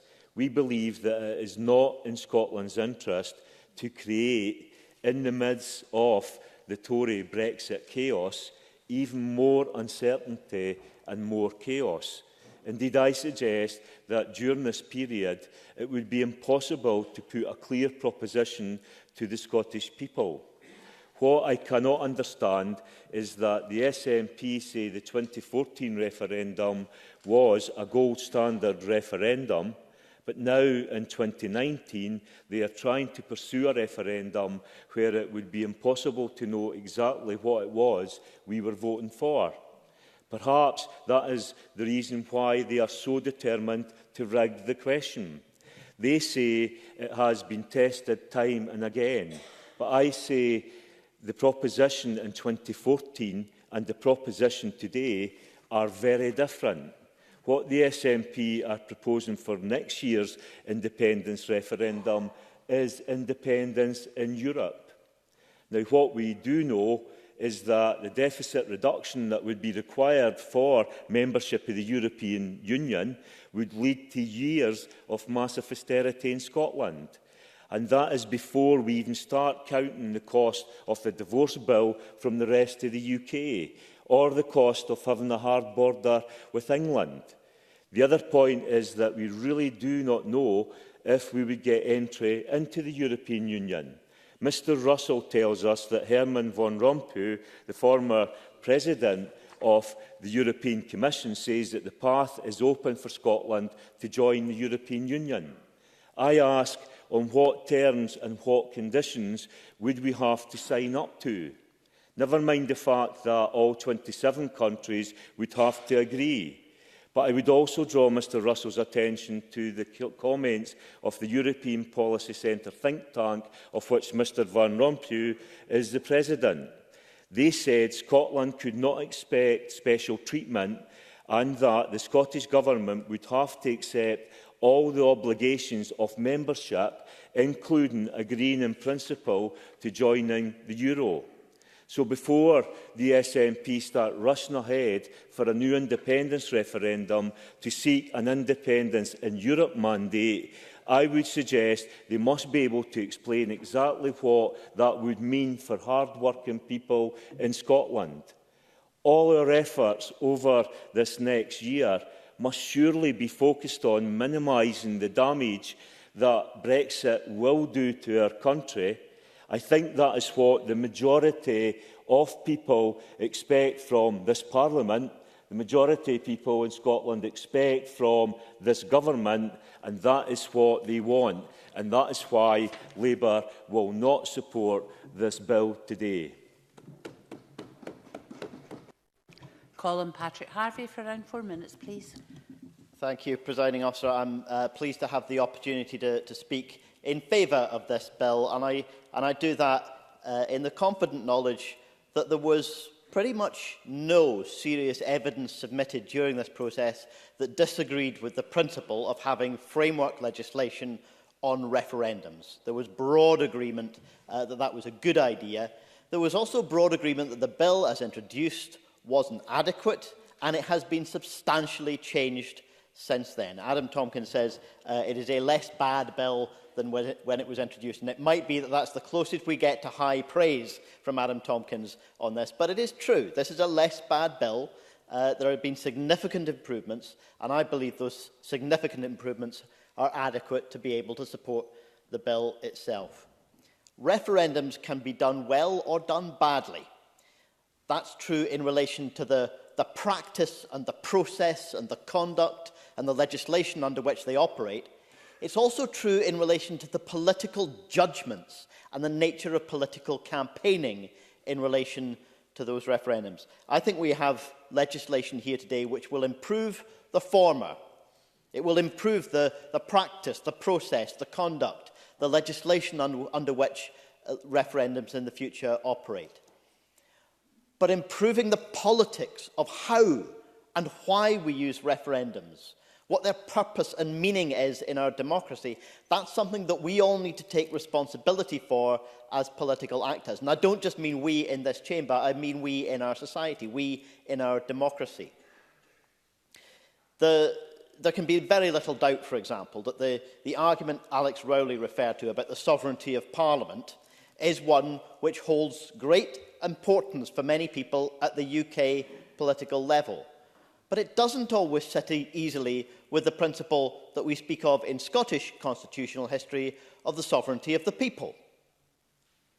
And that conflict is one of the things which has played out in chaotic and damaging ways at UK level in recent years. In fact, those very same people in the UK government who are today proudly and patriotically asserting the sovereignty of Parliament are the very same people who've been demanding that a wafer-thin majority in an advisory referendum conducted with dubious tactics at best represents the unshakable and unchallengeable will of the people and had to be implemented even to the point of illegally proroguing the UK Parliament. So those who assert one principle but live by another don't necessarily speak from the high ground in relation to these issues. I've argued since before this bill was introduced, I think, that Ireland is a place we should look to if we want to learn how to improve the politics of how we do referendums, of how and why we use referendums. Because in what could have been deeply divisive and polarising issues, Ireland did not simply frame referendums by giving it the job either to politicians or to an electoral commission. It actively brought in deliberative processes with citizen-led discussion about how to frame the questions, what questions should be put to referendum, how to frame them, and in that way, what could have been divisive and polarising questions in referendums were much more unifying experiences than they might otherwise have been. I don't pretend that we can solve every aspect of the challenges that we're going to face as we approach the next independence referendum, which I believe is coming. I believe it's necessary, but I do believe that improving the legislation is something we can do today. Improving the politics of how we do referendums is something that can't be done by a single bill, and it's something that we will all need to take responsibility for and learn the lessons of what we've done well and what we've done badly in the past. Call Mike Rumbles. 4 minutes, please. Presiding Officer, all MSPs from across the chamber should be here speaking in support of a non-controversial technical bill to manage the detail of any referendums that take place in the future. Unfortunately, we're not in that position, because the bill before us this afternoon is certainly not just a technical bill, nor has the Scottish Government designed it as a non-partisan bill. No one is under any illusions here. It will pass the vote this afternoon with the votes of the two nationalist parties in this chamber and will be portrayed by the Scottish Government to the rest of the UK and indeed to the UK Government as the will of the Scottish people. It is, of course, no such thing. And it is no such thing because the two nationalist parties have fixed the terms of this bill for their own partisan advantage. The Independent Electoral Commission is being bypassed over the issue of the question the nationalists want to re-put to the Scottish people. The Electoral Commission has said, and I quote, "We continue to be of the view that should a future referendum on Scottish independence be brought forward, the Commission should be required to reassess the question regardless of whether it will take place within the validity period. This will ensure confidence in the legitimacy of the referendum result." Both Mike Russell and Patrick Harvey tried to hoodwink us over the view of the Electoral Commission. But Mike Russell also said that the validity period only applies to the current session of Parliament. He is wrong. Let me read the relevant section of the bill for him. In subsection 7, the validity period means that the period composed of the session of the Scottish Parliament in which the proposed date of the referendum falls and the preceding session. I would like to know if Mike Russell really is in charge of the content of his own bill or whether he's trying to hoodwink us again. Now, I think that Mike Russell for the Scottish Government has been too clever by half, a charge which is often put to him. He has almost single-handedly, but not quite single-handedly, thanks to the Nationalist Greens, put what should have been a non-controversial bill before us and turned it into a nationalist charade. The mask has indeed slipped with the nationalists today. I've only got 4 minutes, I'm afraid, and I note Patrick Harvey complained about my use of this phrase, but it is a very apt phrase. Mr. Harvey pretends to be holier than thou, but the Greens have put their nationalism before fairness, and how often have we heard that? But no question, if I had more time, I would do so. I do have time, therefore I'll give way. Patrick Harvey. With the best will in the world, I would not call Mike Rumbles a British nationalist, and I don't think he would thank me if I did. Would he please pay the rest of us the same courtesy? Mike Rumbles. No, because that's exactly what the Green Party is. It is a nationalist party, and to pretend it's not a nationalist party is quite amazing. This is not a nationalist government that seeks to legislate for the good of everyone in Scotland. This bill proves that without doubt.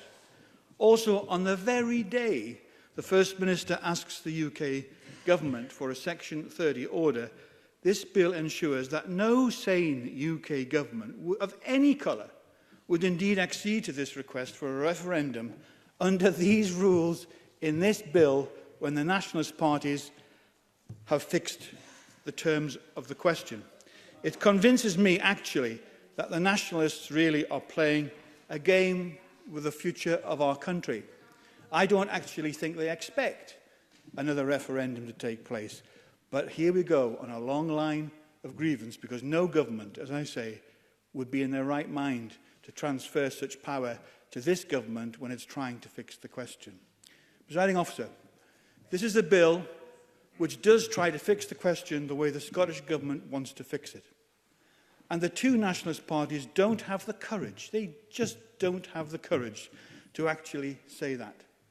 We believe, because of this, the bill stains our democracy, and as such the Liberal Democrats will be voting against it in the vote this afternoon. We move now to the open debate, and can I have speeches of 4 minutes, please? And I call Bruce Crawford, followed by Alexander Burnett. Thank you, Presiding Officer. In the time we have available today in this important debate, I want to do two things. But before I do that, Presiding Officer, can I say I'm disappointed in some of the boorish and rude language I've heard from some members this afternoon in this debate. It's unbecoming them. So to begin, I want to look at the principled, entirely reasonable and well-supported case for having a referendums framework legislation on the statute book. However, I also want to spend just a short time exploring the wider matter of Scotland's undeniable democratic right to choose her own future. Firstly, although I'm not speaking today as the convener of the Finance and Constitution Committee, I want to put on record my grateful thanks for the fantastic support I received from committee clerks throughout the passage of the bill. But I'll move on to why all parties in this chamber should support this bill at decision time. The policy objective of the bill is to put in place a generic framework for referendums and provide the technical arrangements for the specific future referendums. The policy objective, is safe to say, found almost total support across the electoral professionals and academia. For instance, it was the view of the Electoral Commission that the bill would help to provide clarity of the rules for anyone administering or campaigning at a particular referendum. The Scottish Assessors Association welcomed the bill on the basis that there would be one set of legislation to govern all referendums in Scotland.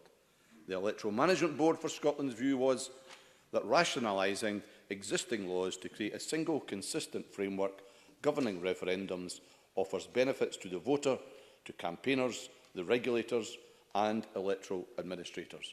They saw the bill's proposals as wholly positive policy direction. The Institute for Government said that they saw the overall policy objective as a good one and that standing legislation is preferable for the purposes of consistency and to prevent manipulation of the rules. Dr Alan Rennick of the Constitution Unit strongly welcomed the proposals for a standing legislative framework, and among others providing supportive comments were Dr Theresa Reedy and Professor Toby James. Therefore, those of us in this chamber who are genuinely interested in following an evidence-led path when placing legislation in the statute book should support this bill when it comes to decision time this evening. Okay, now let me conclude with a short comment on the result of last week's general election and the vital importance of recognising and implementing the outcome of the democratic process. And in doing so, let me recognise the achievement of the Conservatives in winning a majority. I may despair at the outcome, but respect and face that reality I must. But so too must the Tory party in Scotland respect and face the reality of the outcome in Scotland. Yes, the election was a victory for one nation, conservatism, but that one nation was England. Scotland chose a different path, and our democratic wishes must be respected. If the Conservatives on a vote share of 43.6% and a seat share of 56.1% claim a democratic mandate for the UK to leave the EU, then how can any argument stand against the democratic legitimacy of the outcome in Scotland, where the SNP share of the vote was 45% and the seat share was an emphatic 81%. So I say, in all seriousness to the Tories, the democratic voice of Scotland will be respected and the people of Scotland will choose their own future. Alexander Burnett, followed by Neil Findlay. Thank you, Deputy Presiding Officer. Now, we could have been spending the last moments of this year in Parliament debating something important to the majority of Scotland. We could even have been spending this precious time passing legislation under the SNP's own programme for government. Education, that was what the First Minister announced as her #1 priority for this government. The NHS, that was what the First Minister proclaimed as having a duty to protect. Climate change, that was what the SNP declared as a national emergency. But oh no, here we are again, forced to debate a bill that no one, save those looking to divide the country, are supporting. And not only is this legislation unwanted, but it is also being rushed through with undue haste. Now, if the SNP argue that this bill is the most important bill of their government, why are they not giving it the scrutiny it deserves? Because according to figures from the Scottish Parliament, if it passes today, this bill will have only had 205 days to be scrutinised, well below the average of 271 days. And to give us some context, only 3 bills in this parliamentary session have received less time, and these are the budget bills. Now, I would ask, certainly. Bruce Crawford. I'm grateful to Alexander Burnett for giving way. Can you give us an example of where in the process of scrutiny of this bill that the committee process of this Parliament failed that process, or indeed where extra time should have been built on and for what purpose? Alexander Burnett. I think we would all have wanted more time for the Electoral Commission, as one example, to give its agreement for the bill that's passing. And it's very sad that that hasn't occurred. Now, I would ask why the record-breaking speed for a bill that no one wants, and what devolved matter is so pressing that it requires a referendum. But such a question is, of course, rhetorical, because we all know the answer. The bill is yet another fig leaf on the SNP's eternal quest for breaking up the United Kingdom. And an eternal quest it will remain. For Scotland said no in 2014, and nothing, I repeat, nothing, has changed since then to give cause for another. Only the SNP's interpretation of the numbers gives them the belief of a mandate, an interpretation matched only by their educational failings in maths. So I have one question for the Cabinet Secretary, and it concerns the method of declaring the winner of any referendum. Now, my understanding is that referendums are decided on the total number of votes cast across the whole of the electoral region. However, last week, the SNP won the most seats in Scotland due to the vagaries of the first-past-the-post system. Yet they claim the majority support, despite 55% of Scotland voting against them and their wish for separation. So can the Cabinet Secretary confirm that the result of a future referendum in Scotland will be decided on the majority of voters and not the 32 counting areas? Now, in other parts of the bill, we have supported changes, but they have not gone far enough. The role of the Electoral Commission remains insufficiently strong, and the manner in which the Cabinet Secretary has tried to hijack so many parts of the process has more in common with third-world dictatorships than the transparent democracy of the United Kingdom. But of course, the SNP are only pushing this through today, as they told their nationalist extremists that they would get this bill through Parliament by the end of the year. And this is simply not good enough, and Scotland deserves better.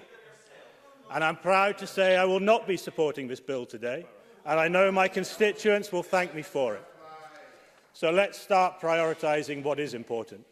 Education, the NHS, police, nurses, climate change, welfare, local government, our communities, jobs, economy. Take your pick. Because the only reason we are here today talking about the Constitution is because the SNP are failing on everything else. So let's hope the new year brings the change Scotland wants. Thank you. Neil Finlay, followed by Angela Constance. Thanks, President Officer. I regret very deeply the election result last week. I believe that many of the working people who voted for Boris Johnson will soon become the victims of his divisive political agenda and philosophy. In Scotland, the SNP won the election convincingly. There is no doubt about that. Their election pledges to lock Boris Johnson out of Downing Street and stop Brexit were, of course, nonsense. They alone could never deliver that, no matter how much they pretend they can or they could. As a Democrat, I accept the people are sovereign. I accept the election result. And I accept that when a party can carry a majority in Parliament, there is the right to introduce and pass any bill that gains the necessary supports. From that starting point, I would have been inclined to support this bill. But at decision time, I cannot vote yes for the following 2 key reasons. First, driving ahead with a call for a referendum in 2020 would be a huge mistake. Brexit will have major implications for our economy, our society.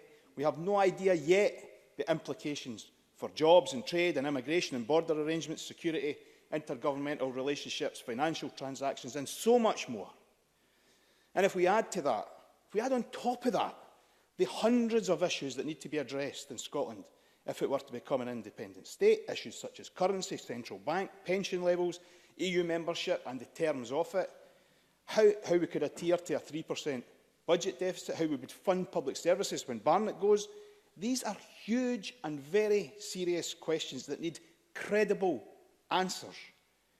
We cannot have a repeat of the fantasy that was the 2014 White Paper. It would be completely irresponsible for any independence prospectus to be put forward without knowing the real day-to-day implications of Brexit for our people. This cannot be done in 2020. Secondly, I cannot support a bill that seeks to pockle the referendum question. If a referendum is going to happen, it must be completely fair and credible and, importantly, seen by all to be so. Because attempting to manipulate the role of the Electoral Commission or manipulate the question is just plain wrong, Cabinet Secretary. I appeal to you. It's plain wrong. It leaves the government wide open to the charge of trying to fix or manipulate the referendum from the outset. And you can shake your head all you like, but that's how it will be seen. It will erode confidence.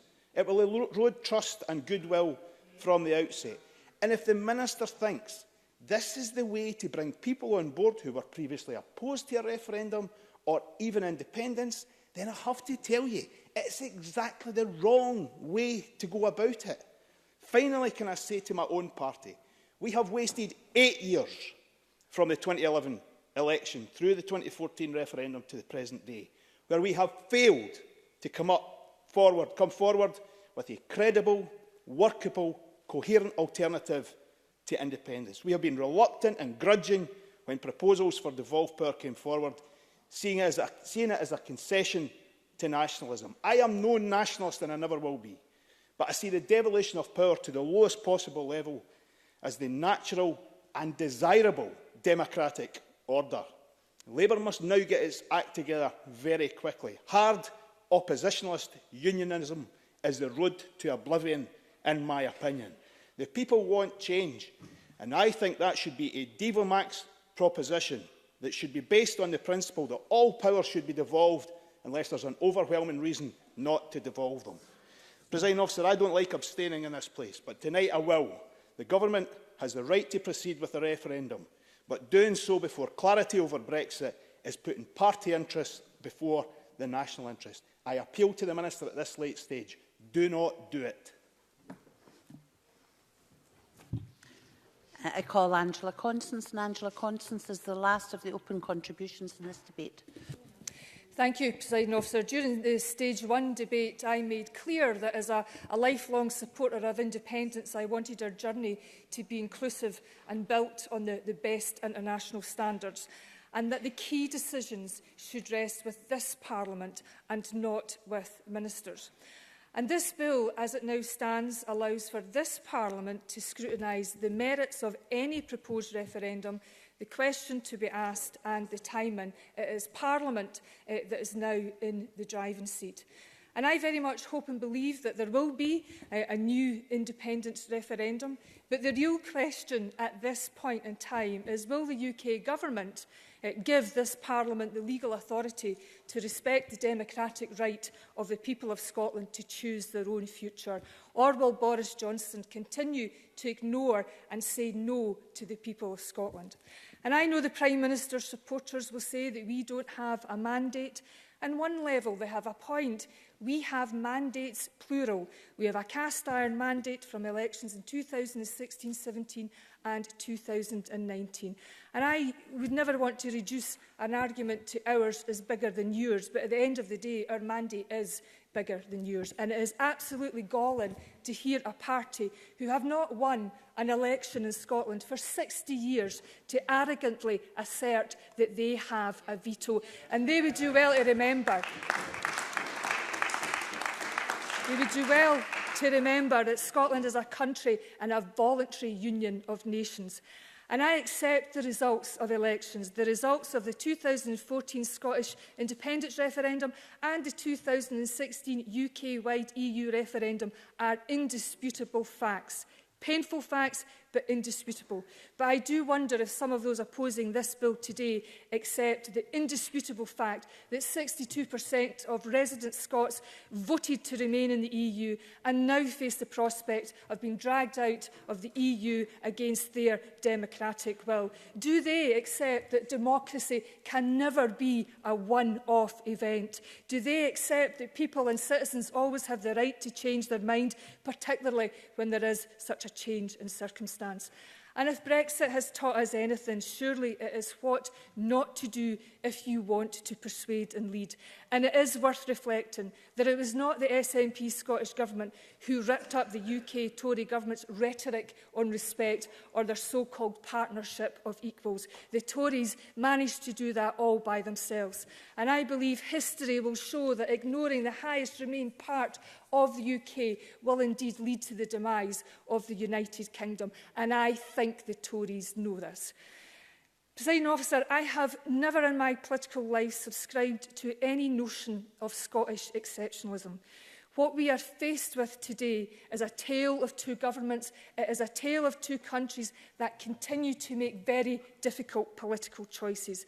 And because of those difficult and different political choices, I believe that now more than ever we need to escape Brexit and ensure that Scotland's future is in Scotland's hands. I am Angela Constance, and Mike Russell, I am proud to say I'm a nationalist. But can I also say to those people in the Labour ranks, times have changed since 2014. There will need to be a new case for independence if there is to be a new referendum. And it will be up to me, the SNP, the Scottish Government and that wider Yes movement to make the case that independence and everyday bread and butter issues are indivisible. Thank you very much, Presiding Officer, and I want to end by wishing everyone a Merry Christmas and here's to the new year.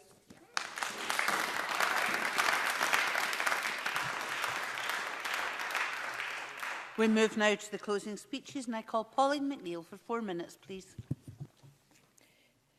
As a nation, we have not looked to using the referendum process as much as other European countries. Ireland was given as an example, except, of course, on big questions such as Scotland's future, our relationship with Europe, vivid in our minds, the 2014 referendum following the Edinburgh Agreement in 2012, the EU membership referendum in June 2016, but probably most of us have forgotten we did have another referendum on the alternative voting system. I always forget that one. But well before 2016, it was Nicola Sturgeon who said that there should have been a requirement prior to the 2016 referendum to have a majority in Scotland, Wales and Northern Ireland. I wasn't in the Parliament when she said it. I did agree with her. Perhaps more people in hindsight might have thought that was a good idea.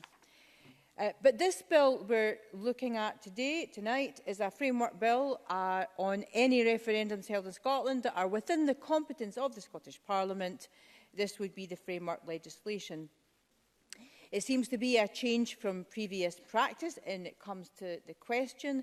In its current form, the bill is unacceptable to us and we believe the government has failed to take on the strong and fair view that they should not set the question, but rather the question should be rigorously tested by a third party, namely the Electoral Commission. And I'm not too clear why we're changing the practice that has previously been used, because the central issue for us is the question that should be tested. And Section 1 of the bill allows for Scottish ministers to make regulations to provide for holding a referendum, deciding the date, the form of the ballot paper, the wording of the question and the referendum period itself. Section 3.7 allows ministers to specify in subordinate legislation the wording of referendum without having the necessity of consulting the Electoral Commission. Presiding Officer, this is not a neutral position that the government are taking, because it's an odd position to find yourself as a government who wants to take forward legislation, ask a question, whether it's on independence or any other matter, and not have that question tested by a neutral body seems to me to be opening yourself to an accusation, at least, that it isn't a process of which you have some integrity around. The Cabinet Secretary has shifted, and I see what you've done there, but you have not shifted enough. It's not a small difference, as Cabinet Secretary Michael Russell said earlier. It's quite a big difference in allowing the Commission to give expert advice and by requiring the law any question to be. It must be a matter of law that the question should be tested. It shouldn't be a matter where simply the Parliament to ask if it so wishes. I don't regard that as a major concession at all, and I think you're risking the integrity of the process. As Neil Findlay said earlier, what are you scared of here? I'd like to address the question of a future Parliament, something that Patrick Harvey spoke about.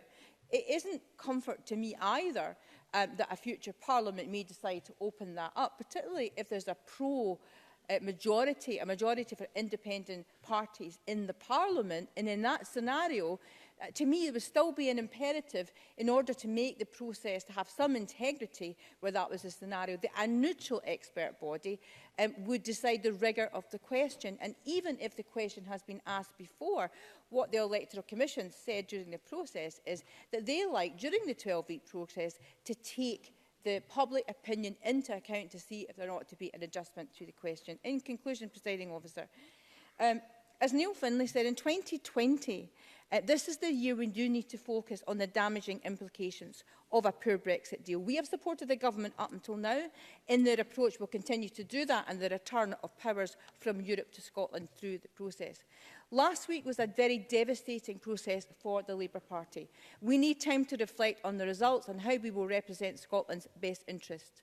But it's clear to me that Scotland rejected the Tory government last week, and it remains the biggest threat to the Union. Next year will be a difficult year for the country, and I plead with ministers in this government to focus on using this Parliament's voice as we tragically leave Europe, and use that time to influence the process in the best interests of Scotland. Thank you. I call Murdo Fraser. 5 minutes, please. Thank you, Deputy Presiding Officer. I'm not sure the debate we've just had in the last hour has added a great deal to our understanding of the bill, and I'm not sure arguments have moved on very much from the Stage 1 debate just a few weeks ago.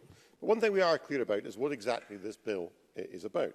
Because despite what the Cabinet Secretary said at the outset, this is not a bill about referendums in general. And we know that because there are no referendums in prospect in this country, except the one that the SNP are so keen on, namely a second independence referendum.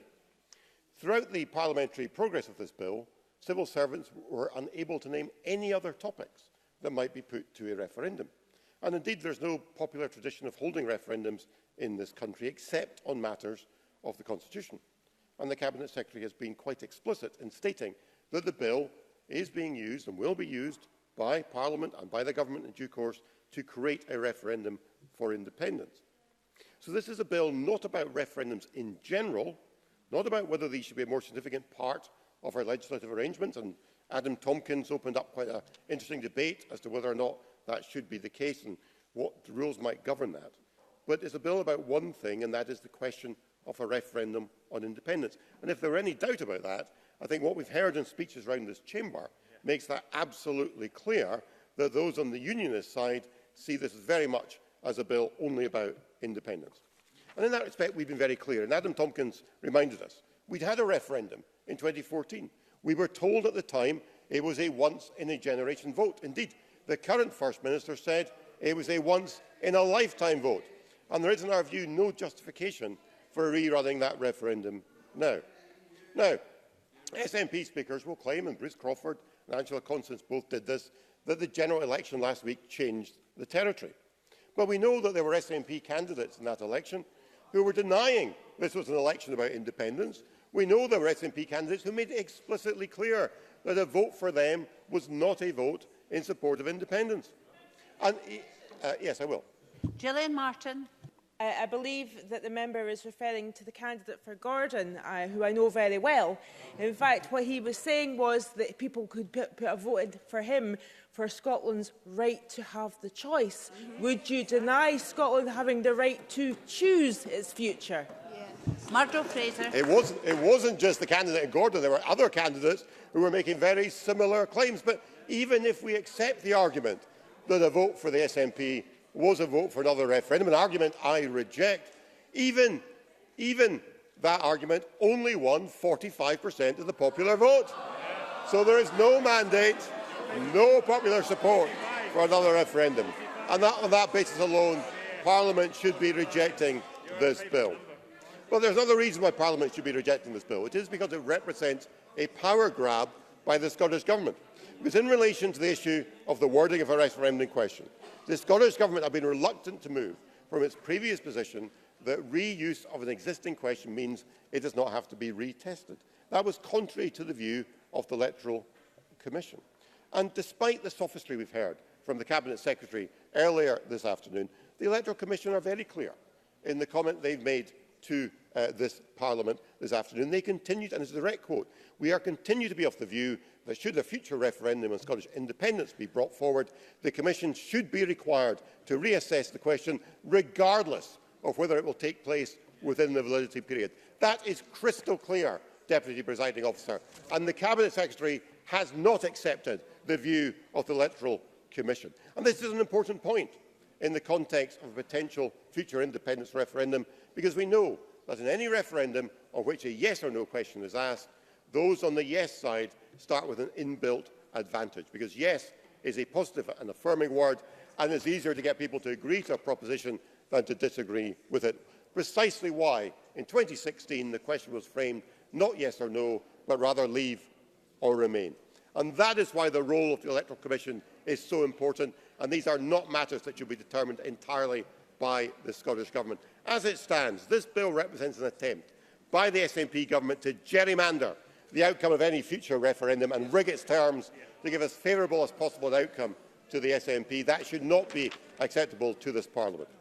Presiding Officer, Mr Rumbles made it clear when he said this bill, if it's passed today, will be trumpeted by the Scottish Government as the next step towards another independence referendum. And he's right. And there's no coincidence about the timing of this debate this afternoon, on the very day that the First Minister is demanding Section 30 powers from Westminster. If Parliament passes this bill, it will be announced as the next step towards an independence referendum.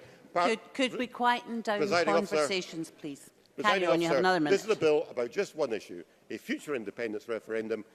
We don't want another referendum. The public don't want it. In the general election last week, the party who supported another referendum couldn't even get half of the votes cast.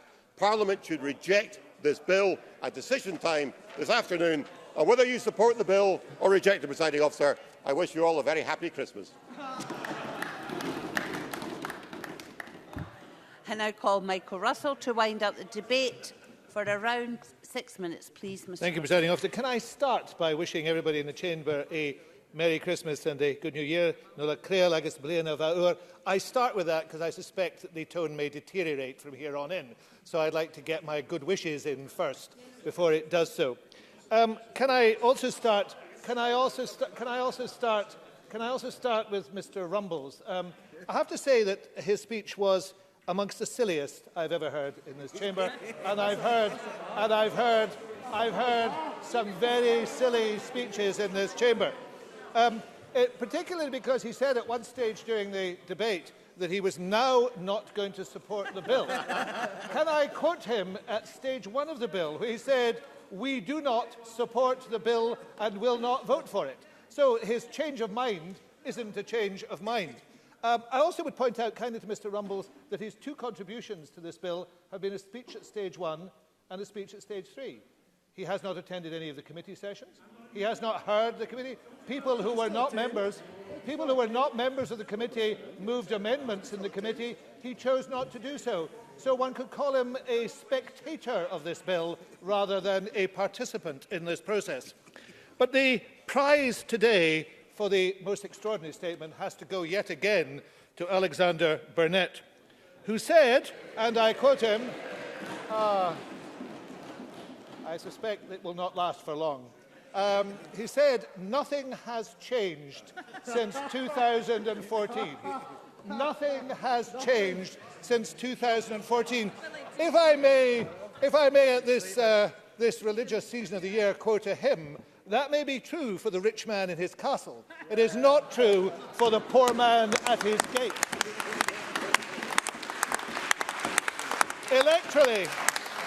Electorally, in 2015 at the general election, the SNP won. In 2016, at the Scottish Parliament election, the SNP won. In 2016, at the European referendum, 62% voted to stay in the EU. In 2017, the SNP won. In 2019, the Tories lost 7 seats. Nothing has changed, of course. Everything remains the same. Well, it may remain the same for Mr Burnett. It does not remain the same for the poorest and the most vulnerable. It does not remain the same for the 200,000 European citizens. It does not remain the same for small businesses who will not have the labour they need. It will not remain the same for public services. Nothing has changed. That sums up the Tory position. And Angela Constance was right to say how galling it was to hear what the Tories had to say, because nothing has changed for the Tories. They believe that they can continue to go on as they are, despite the fact that the people of Scotland have told them to stop. And if they believe that they can ignore the people of Scotland, then I'm afraid they have an even greater shock coming than they saw last Thursday. Because it was extraordinary, the insulting way in which the Tory party treated this debate. They thought it was of no relevance to anybody. They want it over with because they don't believe that the people of Scotland should be listened to. The people of Scotland have spoken. The people of Scotland, there we have Murdo Fraser.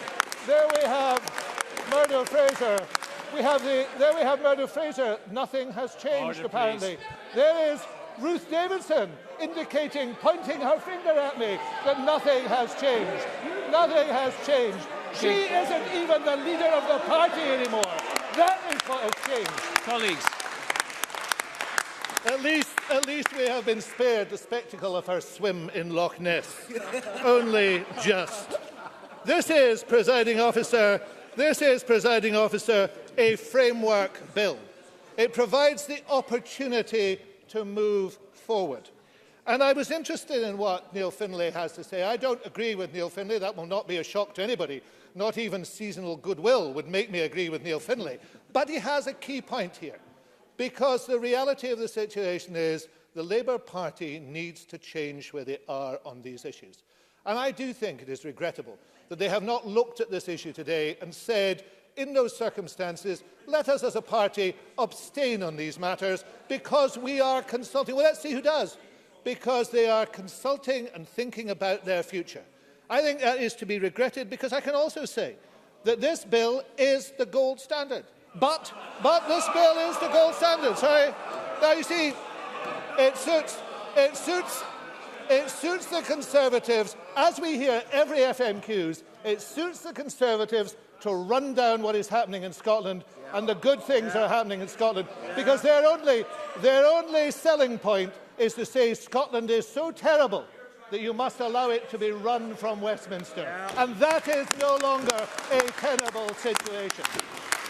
The reality is this is the gold standard, but I am always willing to enter into discussion, even with Mr Findlay, especially with Mr Findlay, to see if we can do more, to see if we can find a way for things to improve, to make sure... Of course, I give way to Mr Findlay. Neil Findlay. On the 2 points I made, attempting to manipulate the role of the Electoral Commission and the question, and the insanity of having a referendum at the same time as we do not know what is happening with Brexit. Will you address those 2 points? I have to say, if not now, when, look at the circumstances we are in, we're about to be dragged out. We're about to be dragged out of the EU against our will.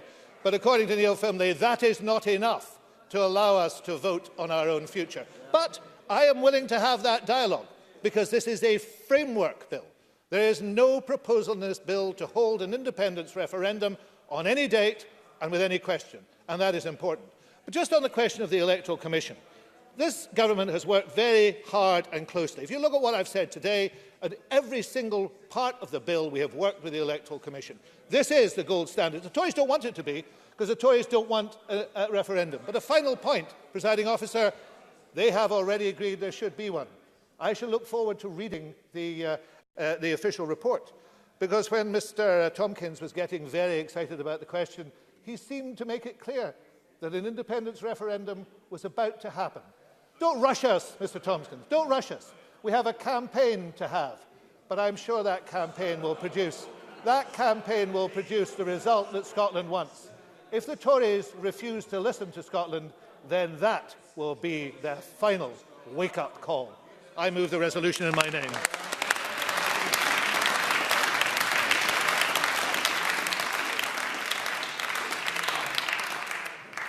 Thank you. That concludes the Stage 3 debate. I am now minded to accept a motion without notice to bring forward decision time to now, if the Minister would move such a notice. Motion. The question is that we bring forward decision time till now. Are we all agreed? Yes. We are agreed. So there's one question to be put as a result of today's business. The question is that motion 20237 in the name of Michael Russell on Stage 3 of the Referendum Scotland Bill be agreed, and members may cast their votes now.